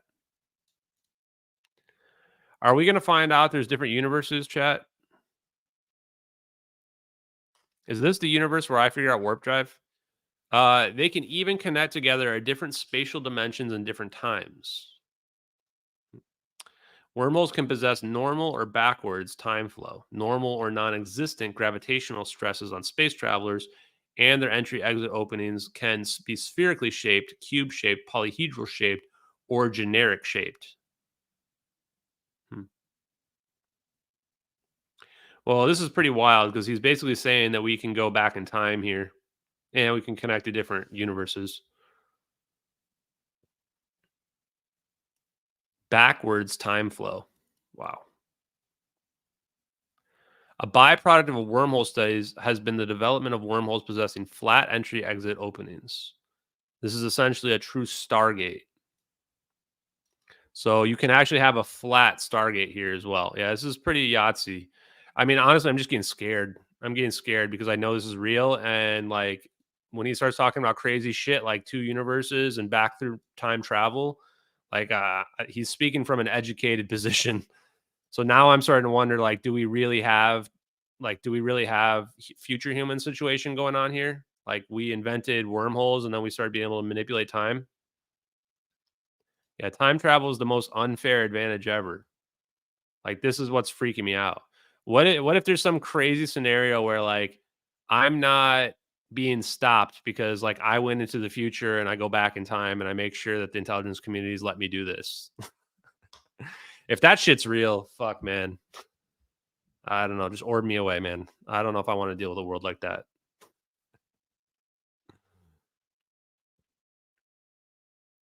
Okay, a thin shell of negative energy must be distributed locally in order to generate the wormhole geometry. So you need to manipulate the vacuum, a very thin shell of manipulation of the vacuum.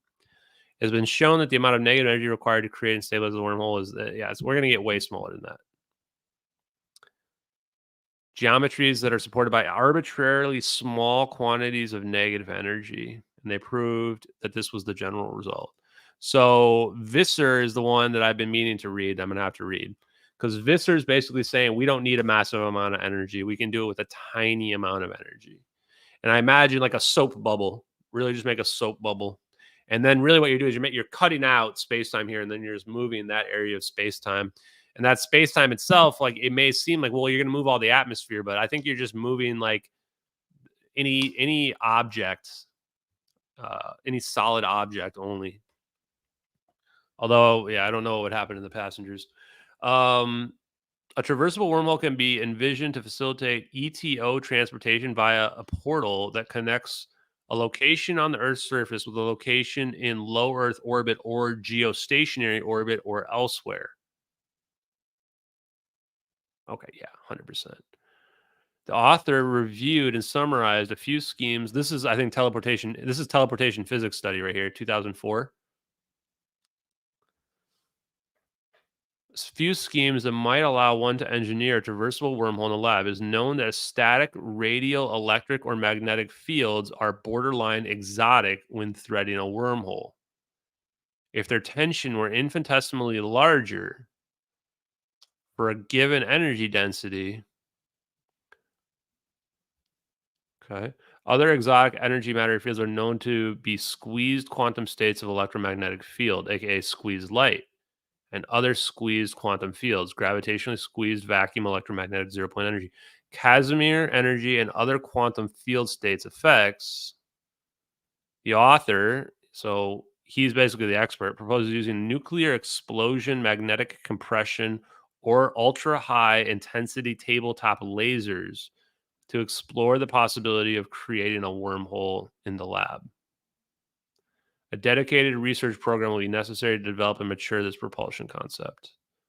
What are they using, chat? Is they're using what? Magnetic compression? It's not nuclear explosion. That's not what they're doing here. And lasers could be getting used for the orbs themselves. But the question is, maybe they're making the triangle formation. It could be for either of these two options. So magnetic compression. What's magnetic compression, guys? If you take two magnets and you compress them together, what happens? Repulsion, powerful repulsion effect. So that's the one that I'm imagining here is they're using magnetic compression, but they could be also taking their lasers and focusing them down to a single point and then having that create the wormhole. I think that we're seeing both. I think that the laser is producing the singularity within the orbs themselves. Yeah, Coulomb's law. This is where Coulomb's law comes into play because the energy is actually going to increase exponentially as a product of the decrease in distance between the orbs.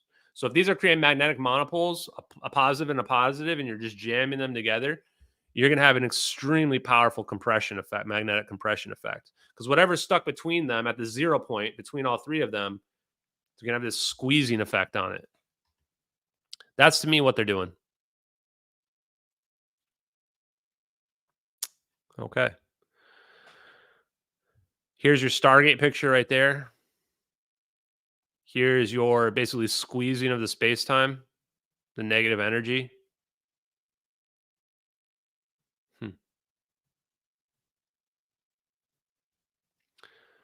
Yeah, so you're going to, the mouth is where you're going to see this void, right? And you're going to see this ring here, just like you see with this mouth. So if you take the mouth that we see right here, in this picture up here, and you can see there's this void, this pit. When we're looking at it from the side, that's why we're seeing this void, because you're taking the energy density levels and you're reducing it like this. You're creating this a pit. That's why the temperature goes to 0. Okay, I think we're going to stop that part here. These are just, I think, explanations. Dipole of recursive gravity, anti-gravity, through the center. Huh. Is that because the pointing vectors? So this is why a torus is the secret, because it creates the fields line up in a way where they're manipulating gravity. I see. And you just need it to be extremely powerful. And so your torus here are the orbs spinning around. This G right here with the line is where you're playing. So you flip this over like this. Here, I'll actually even do it, guys. Here you go. This is where we'll pause it. This is what's happening with the plane. Edit this in Paint. Oh, wait. Can I just manipulate the... rotate. Okay, this right here. This is what we want to see. Oh, let me switch the screen I'm sharing. Oh, shit. I have too many windows open, chat. Where's the Paint window? Oh, man. Shit. Oh, here it is. Okay. So this is what the orbs are doing right here, chat. Please tell me you can see this. Okay, you can see it. The orbs are creating the torus, the ring. And then they're squeezing together. As they squeeze together, this G you see here in the middle, I'll mark it. I mean, I can write on this, doesn't matter. So this G you see in the middle, this is the vector of travel. Now, where's the vector of travel? It's going to be either go to the right or to the left. This is why our plane is getting sucked backwards. So our plane is getting sucked backwards this way. As these orbs squeeze in, then this plane is going to get shot backwards by a very powerful gravitational effect. And we have to obey the laws of physics. So this is going to be the direction of the travel of the plane, even though it's going to go through a wormhole at what looks like faster than light speeds. The plane itself is not going to be going faster than light. it's going to just show up on the other side like instantaneously.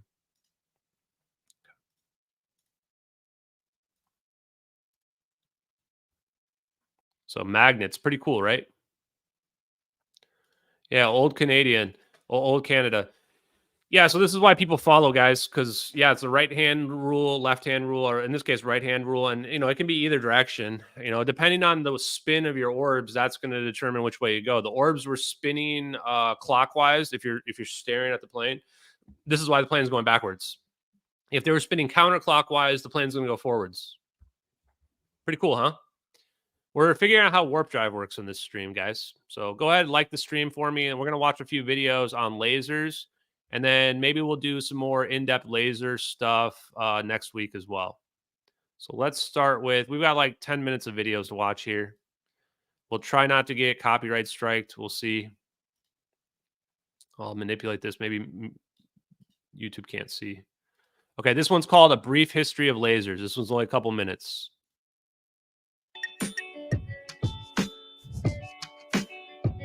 Lasers are incredible tools that have fundamentally changed the world in which we live. But when they were first invented in the 1960s, lasers were famously dubbed a solution looking for a problem. They were intriguing, yeah, but so what? Okay, so right away, this is weird, right? So wait, we invented lasers and we didn't know what we were going to do with them? Doesn't that seem a little bit odd, guys? Like maybe we got the idea from somewhere? It's rare that you invent something without having a problem. Something to think about. So how did lasers come to dominate the world? Well, the story begins with a little-known German physicist named Albert Einstein. Back in 1917, Einstein laid the groundwork for lasers when he proved that light is made up of photons, tiny, discrete particles. And when these photons collide with atoms, the excited atoms release yet more photons. He called this phenomenon stimulated emission.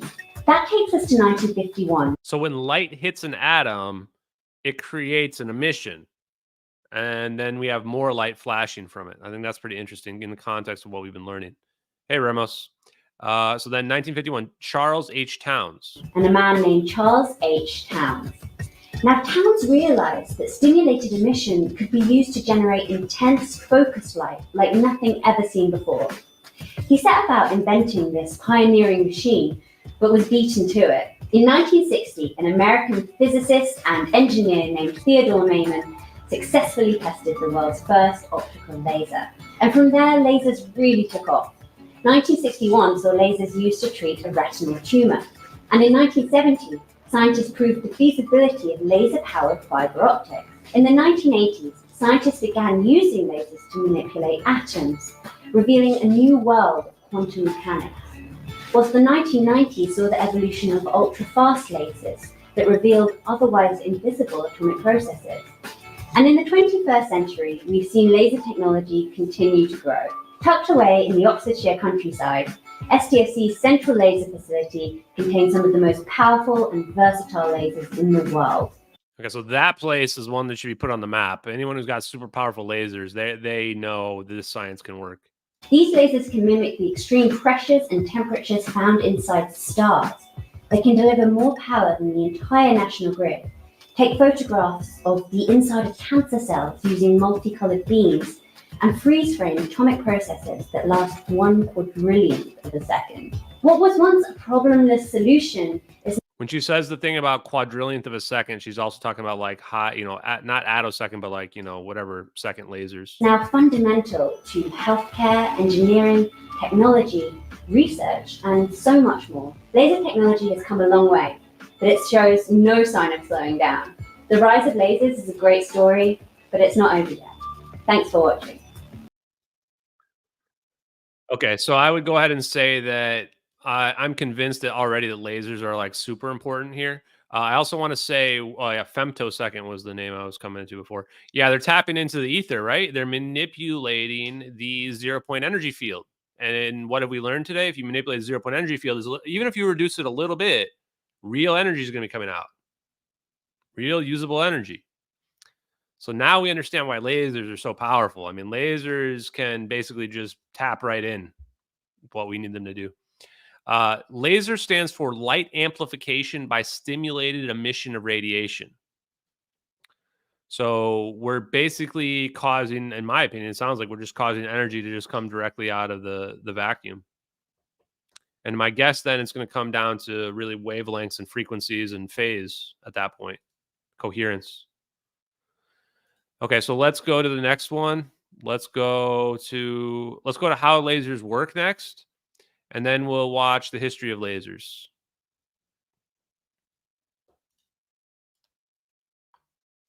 Yeah, lasers is pretty wild, Chad. I love this. I haven't watched this one yet, I don't think. A laser beam is basically radiation, similar to light that a light bulb emits. There are three big differences. The light bulb emits several wavelengths, but the laser has only one wavelength, meaning it is monochromatic. Oh, well, so this is already huge. So lasers are actually just emission that's happening. And lasers only have one wavelength instead of multiple wavelengths, so which is why they don't appear as white, presumably, and show up as red. So it's just a single wavelength. Wow. Okay, I'm already learning a lot. Yeah, I want to know this too. Where are oscillators in them then? I assume this has to do with like cavities and the engineering of the laser itself when it comes to some of these questions. Those are good questions from old Canada. The light bulb radiates in all directions, whereas the beam of the laser is directed. Laser light is coherent, so the wave trains are much longer than those from a light bulb. But what does laser mean anyway?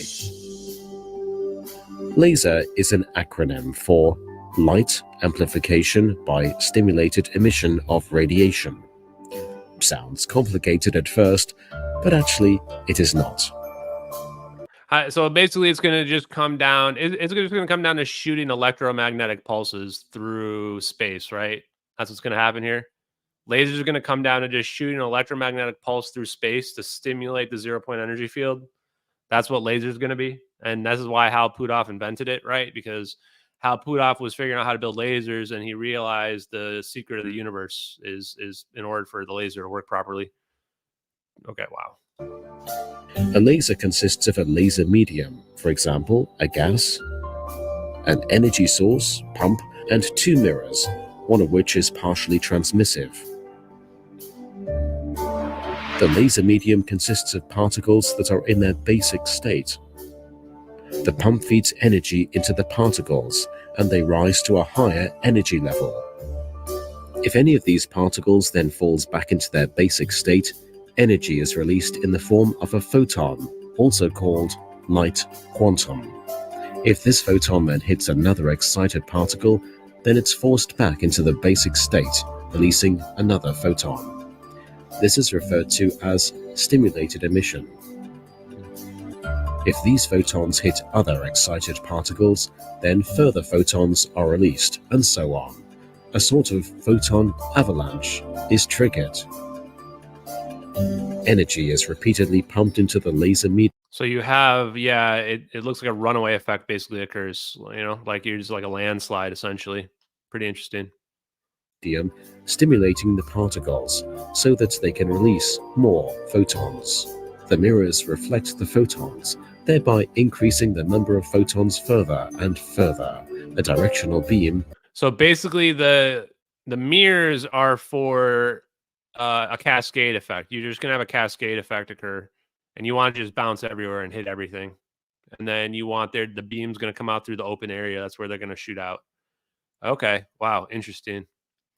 Yeah, so you're pretty much just focusing your field here through your beams. Wow. It's a lot simpler than I thought.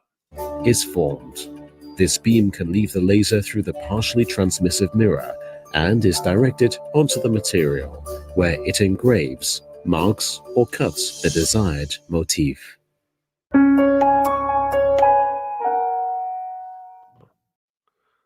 Okay, well, we learned about lasers and how a laser works. They didn't really, they just said you would just add energy to it. So technically, I guess electromagnetic pulse would be energy, right? But I guess any energy could pull it off. You just need any energy. You have your medium of gas or whatever your medium's going to be in there. And then you have a mirror set up, and you just have only one slit where it enters out. And that's how you can control your beam of your laser, huh? Wild.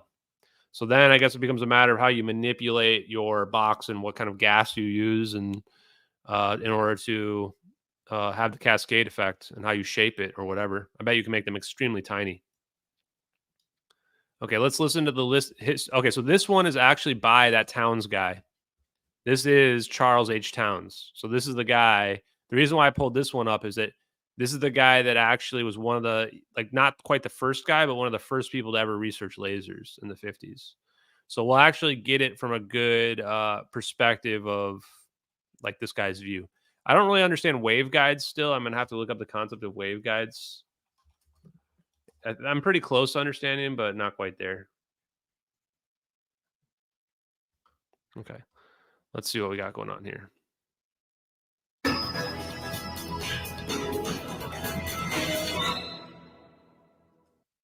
I wanted to do physics, and when I first went to Bell Laboratories, I did some physics for about 9 months, and then the war was coming along. They said, "Oh, we've got to work on the war, and everybody's got to work on it. You must do engineering and do radar."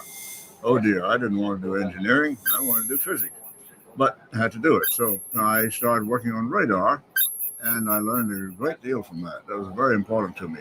After the war, I was allowed to get back to physics in Bell Labs, and I studied water vapor spectrum and other spectra of molecules. That was the beginning of a big career in molecular and atomic spectroscopy.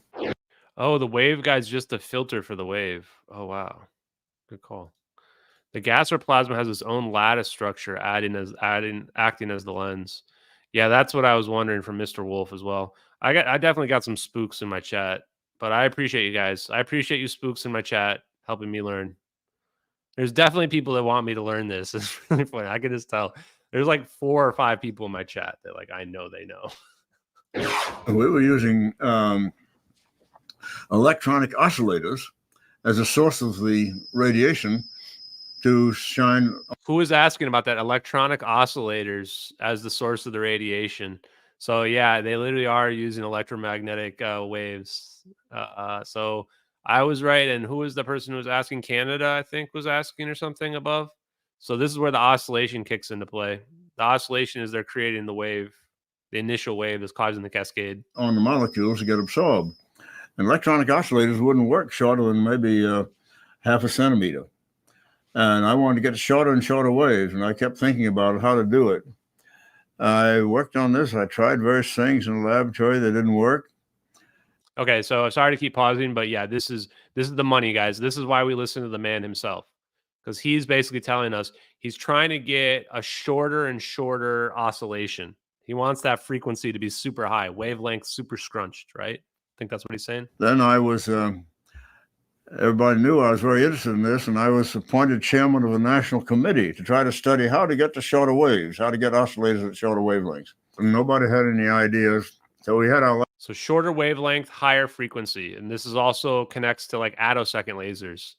The attosecond lasers, the faster the time interval is, the higher the frequency is, right? So attosecond is actually 10 to the minus 18. That's an extremely small number. The smaller that number gets, the higher the frequency. Last meeting in Washington. Decided, well, we'll just write a report saying that. Yeah, and then there's your answer from Ryan. The higher frequency you produce, the more power you harness. So the faster the lasers get, the higher the frequency, the longer the wavelengths, or the shorter the wavelengths, and the higher the power.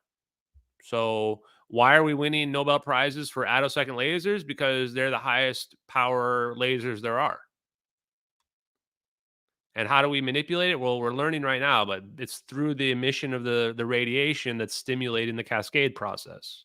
No, we can't find any ways of doing it. And I woke up early in the morning worrying about it, the day of our last meeting. And breakfast wasn't ready yet. It was bright and sunny. I went out and sat on the park bench in Franklin Park, a nice park bench. So I said, no, why hadn't I been able to come up with an idea of how to produce short waves? Electronic devices just couldn't produce short waves. They couldn't react fast enough to oscillate fast enough. Yeah, I apologize. I probably said harness. I meant produce. It's important to say the right terms here, because harnessing would be using that energy. We're producing it. When I mean harness, I mean like Dr. Octopus and Spider-Man 2. Harness the power of the sun in the palm of your hand. He doesn't really mean harness. He means produce. Good catch, though. Here we go. Yeah, this is why we're not afraid of nuclear attacks, 100%. Nuclear weapons are nothing to us. We have the ability to destroy the whole planet if we want. And said, well, of course, molecules and atoms produce short waves, but thermodynamics says you can't get more than a certain amount of power from them, and that power isn't very much. Einstein pointed that out. Einstein didn't foresee amplification, but he understood the mechanisms of quantum mechanical mechanisms. And now Tolman... Guys, so why is this huge? I mean, let me just one more time. We're almost done for tonight as well. What is a laser? Light amplification by stimulated emission of radiation. The word amplification is important. Why?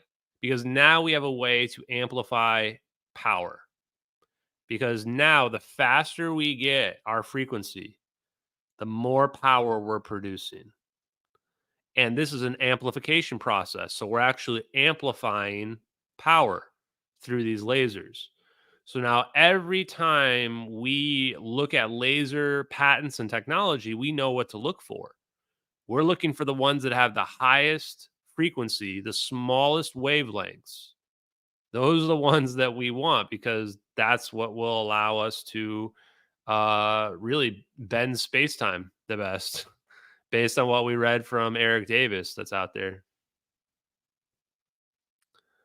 Can the beams, this is a good question. Can't the beams also get in phase for more intensity? Yeah. So the next process would be you want your cascade to be perfectly efficient. You want the cascading effect to then like refocus back onto a single point at the exact right time, right? That's what you want because that's going to cause the amplification. So now it's a matter of how do you manipulate your cavity for where you have the gas, where you're going to cause the cascade so that you get a perfect amplification process in your beam coming out. Back in the early 1920s, he wrote a long paper about quantum mechanical effects and so on. And he said, well, of course, if there are more atoms up here than down there, then in principle they would amplify. But he says the amplification would probably be very small. And that was it. He had about one sentence on it, and that was all. But he did recognize that it could amplify in principle. Well, nobody paid any attention to it. He didn't either. Law of thermodynamics it says that the amount of power you can get depends on how hot you can make it. And that's the power per unit frequency. I said, hey, wait a minute. Atoms and molecules don't have to obey thermodynamics. See, atoms and molecules, they can be in two states. There's an excited state and a lower state. And if a light wave comes along, the lower state absorbs it, so it knocks the atom up here. Light waves can come along and stimulate this one up this level and make it drop down and give up a light wave. But there are always more down here than up there. Thermodynamics says more down here than up there, so there's always a net absorption. I said, hey, wait a minute. We can get atoms in states where they're more up here than down here. I pulled out and I want to see that. More up here than down here. This is the pump. So this now is like the macroscopic phase conjugation, right? The pump transition. So this is probably why they're calling it pumping here. This definitely has to do with lasers. What's this? Fast radiationless transition, slow laser transition. Okay. So you're going to explain this? Yeah, we just have to create the dipole like a conductive circuit. We just need a situation where the photons are going to come flying out, right? Yeah. I pulled out an envelope from my pocket and wrote down the equation. Looks like it really would probably work. Oh, wow. But now I went back to the meeting then. We had our last meeting, and I felt, well, this is a kind of a funny idea, and I think I won't try to explain it and bring it up now. We'll just go ahead and write our report that we can't find any way. So we did. I went home and I worked it out some more and wrote it down in a notebook just how to do it. I knew, hey, wait a minute, that looks very important. And I fixed it up so I could get a patent on it and so on. Now, I wanted to get the short waves down in the infrared, shorter than a millimeter, let's say. But I had some microwave equipment. So shorter than a millimeter, guys, is 1/1000th of a meter. And we've got ones that have 18 zeros after them now. So we're like magnitudes more higher frequency than what he was able to produce now. Yeah, radiationless ground state. Yes, that's in the Puthoff paper as well. So now JK Philly fans starting to see it for sure. The radiationless ground state's the equilibrium right here. When you're manipulating this either direction, you're going away from the radiation. The particles are radiationless at the equilibrium because they're in the medium. They're in the perfect equilibrium medium. And if you were to reduce it, you're pulling the particles out of the equilibrium, the energy out, and you're having the permittivity of the vacuum go into the negative, and the real photons are coming out of that. Exactly. So now you're starting to see how this all connects together. We're starting to understand how a laser works is also connected to the 0-point energy fields. Then, and I Like literally anyone who wants to understand physics, like we're probably, if you just watch my live streams, especially even just the Secret Science Wednesday ones, the last 5, you probably will understand physics better than most PhD physicists do. knew it would be easier to do it in the microwave region first, try it out there. And so that's why I did it in the microwave region first, and that was the maser. Actually, when I was building the maser, I had worked on it for about 3 years before we made it work. And a lot of people. Oh, and for the record, we are going to troll Kim.com. I am going to post the video. I thought about it earlier today. I'm not above doing that. I'm going to post the video that Pepe made of Kim.com. I got to find it. But we're going to ask when he's getting extradited to the United States. Also, whoever said laser sharks, yeah, we're going to make the best. We're going to have the best laser sharks, chat. Our laser sharks are going to be better than Canada's laser sharks and Japan's laser sharks. No one will stop our laser sharks. I haven't read the Lou Elizondo book, and I don't plan to, by the way. Came along and said, oh, well, yeah, that's an interesting idea. But nobody competed with us. Everybody saw it and, oh, okay. Nobody competed with us at all. So we built it, and then it became exciting, and then a lot of people went into the field. My maser patented the whole field of masers and lasers. The lasers patent was let's say, a refinement patent of the maser patent. Maser means microwave amplification by stimulated emission of radiation. You stimulate the molecules to give the radiation. Laser is light amplification by stimulated emission of radiation. I sometimes say, well, maybe we ought to have erasers for infrared amplification by stimulated emission of radiation. Because the lasers now cover infrared and optical and ultraviolet and so on. Science is fun. Finding new things is fun. I've just had a good time all my life, and I encourage you to think about things, explore things, and find new things. It's great fun, and it's very important. It looks very important, and I fixed it up so I could get a patent on it. And so I want to listen to this part again. I feel like we missed it. No, I wanted to get the short waves down to the infrared, shorter than a millimeter, let's say. But I had some microwave equipment then, and I knew it would be easier to do it in the microwave region first, try it out there. And so that's why I did it in the microwave region first, and that was the maser. Actually, when I was building the maser, I had worked on it for about 3 years before we made it work. And a lot of people came along and said, oh, well, yeah, that's an interesting idea. But nobody competed with us. Everybody. I don't get it. So is he saying it just depends on what you start with? If you start with a higher frequency energy beam, then you're going to get out a higher frequency beam. Is that what he's saying? Hey, Amanda, how's it going? This has been a crazy live stream. All the ones that I think aren't going to be that crazy end up being real crazy. So I know, oh, okay. Nobody competed with us at all. So we built it, and then it became exciting, and then a lot of people went into the field. My maser patented the whole field. Okay, so it is just as simple as you enter with the higher input. So higher input energy beam leads to higher frequency output. That makes sense, honestly. And so that's why he's saying basically is that's why he's calling it a maser, because he's like, you start with a microwave and then, you get higher frequency output. Because really you're just producing the photons from an input energy source. So it doesn't even have to be low frequency. You can produce these effects at various frequencies through various materials. Exactly. Okay. So now what do I want to know, chat? So quick recap. No, I have not read Lou Elizondo's book. If there's any stuff related to Hal Puthoff, I'm curious to know what he has to say. I want to know what anybody has to say about Hal Puthoff at this point on any medium. So today we went through a propulsion concept that explained the orbs, in my opinion, as was like basically a ball of gas with potentially resonant oscillation going on it that has some kind of fusion confinement process going on inside. We looked at the history of lasers. We looked at actually warp drive. We better understood the medium. So space-time is a medium of energy. If you reduce that, you are producing negative energy, but negative energy is also just normal energy. That's the reason why there's no negative mass. Negative energy is manipulating the permeability and permittivity of space-time. This increases the refraction or reduces if you reduce the refraction, then you increase the speed of light. So if you reduce the energy levels, you're reducing the refraction rate, refraction index, and the speed of light increases. This is how you can create a warp drive, or in this case, a wormhole as well. This is also the reason why when we look at it, we see this negative energy region. It was literally making a full negative energy region in that area of space-time, which is extremely cold, extracting all the energy out of that area. And then we looked at the history of lasers. The history of lasers. Oh, hey, Chaotic Good, welcome.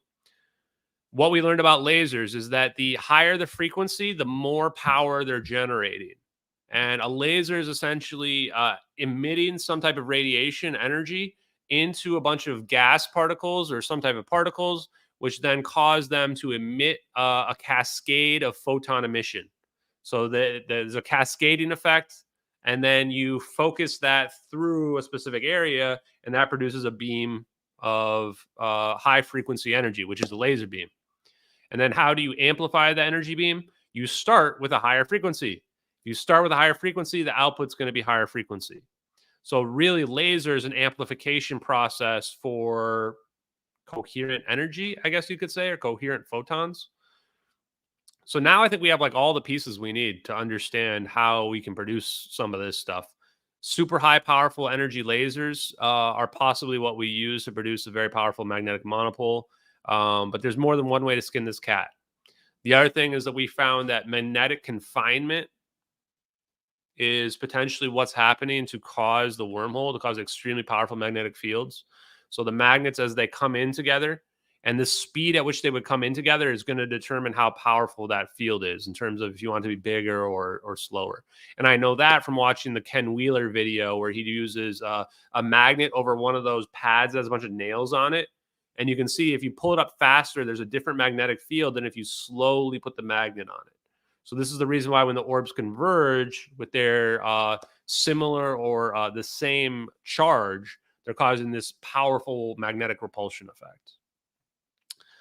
So this was a good stream tonight, guys. I appreciated it. I'm going to go get some ice cream. I'm going to be thinking about this stuff. I hope you guys enjoyed the stream.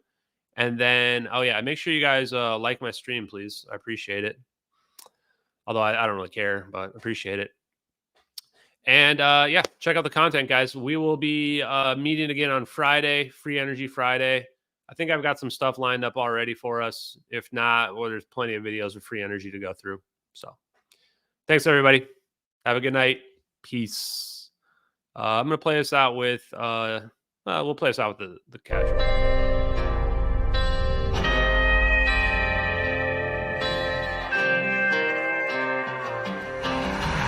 In the fields where the skies are wide, talking about a journey through the cosmic ride. Einstein and Thorne, they set the stage for a trip through time across the space age. Wormholes connect distant points in space, traversible paths to a far-off place. No black holes pull, no crushing weight, just a cosmic tunnel to a distant gate. Talking wormholes, stargates, negative energy, travel through the cosmos, it's our destiny.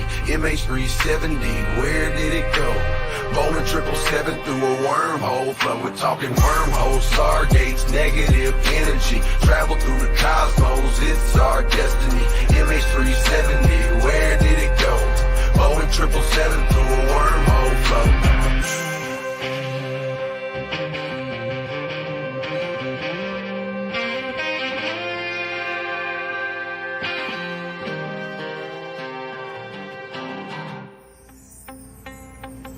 Exotic matter, negative energy's the key to stabilize the wormhole for you and me. Quantum vacuum squeeze so tight, creating conditions for this wondrous flight. Static fields and lasers in the lab they play, generating forces in a new kind of way. Gravitation gravitational squeezing. Casimir's force, negative zones we need to stay the course. Talking wormholes, stargates, negative energy. Travel through the cosmos, it's our destiny. MH370, where did it go? Boeing 777 through a wormhole flow. Thin shell formalism, plates so fine. Spherical geometry we realign. Energy conditions that we must defy. For a stable wormhole, let's give it a try.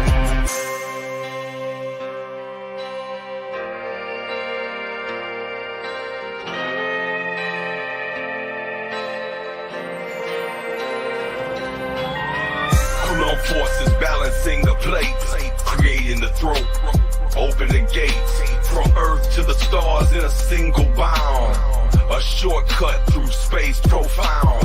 Engineers and dreamers hold the key to future worlds and what we could be. With science in hand, we forge ahead through the cosmic paths that we now tread.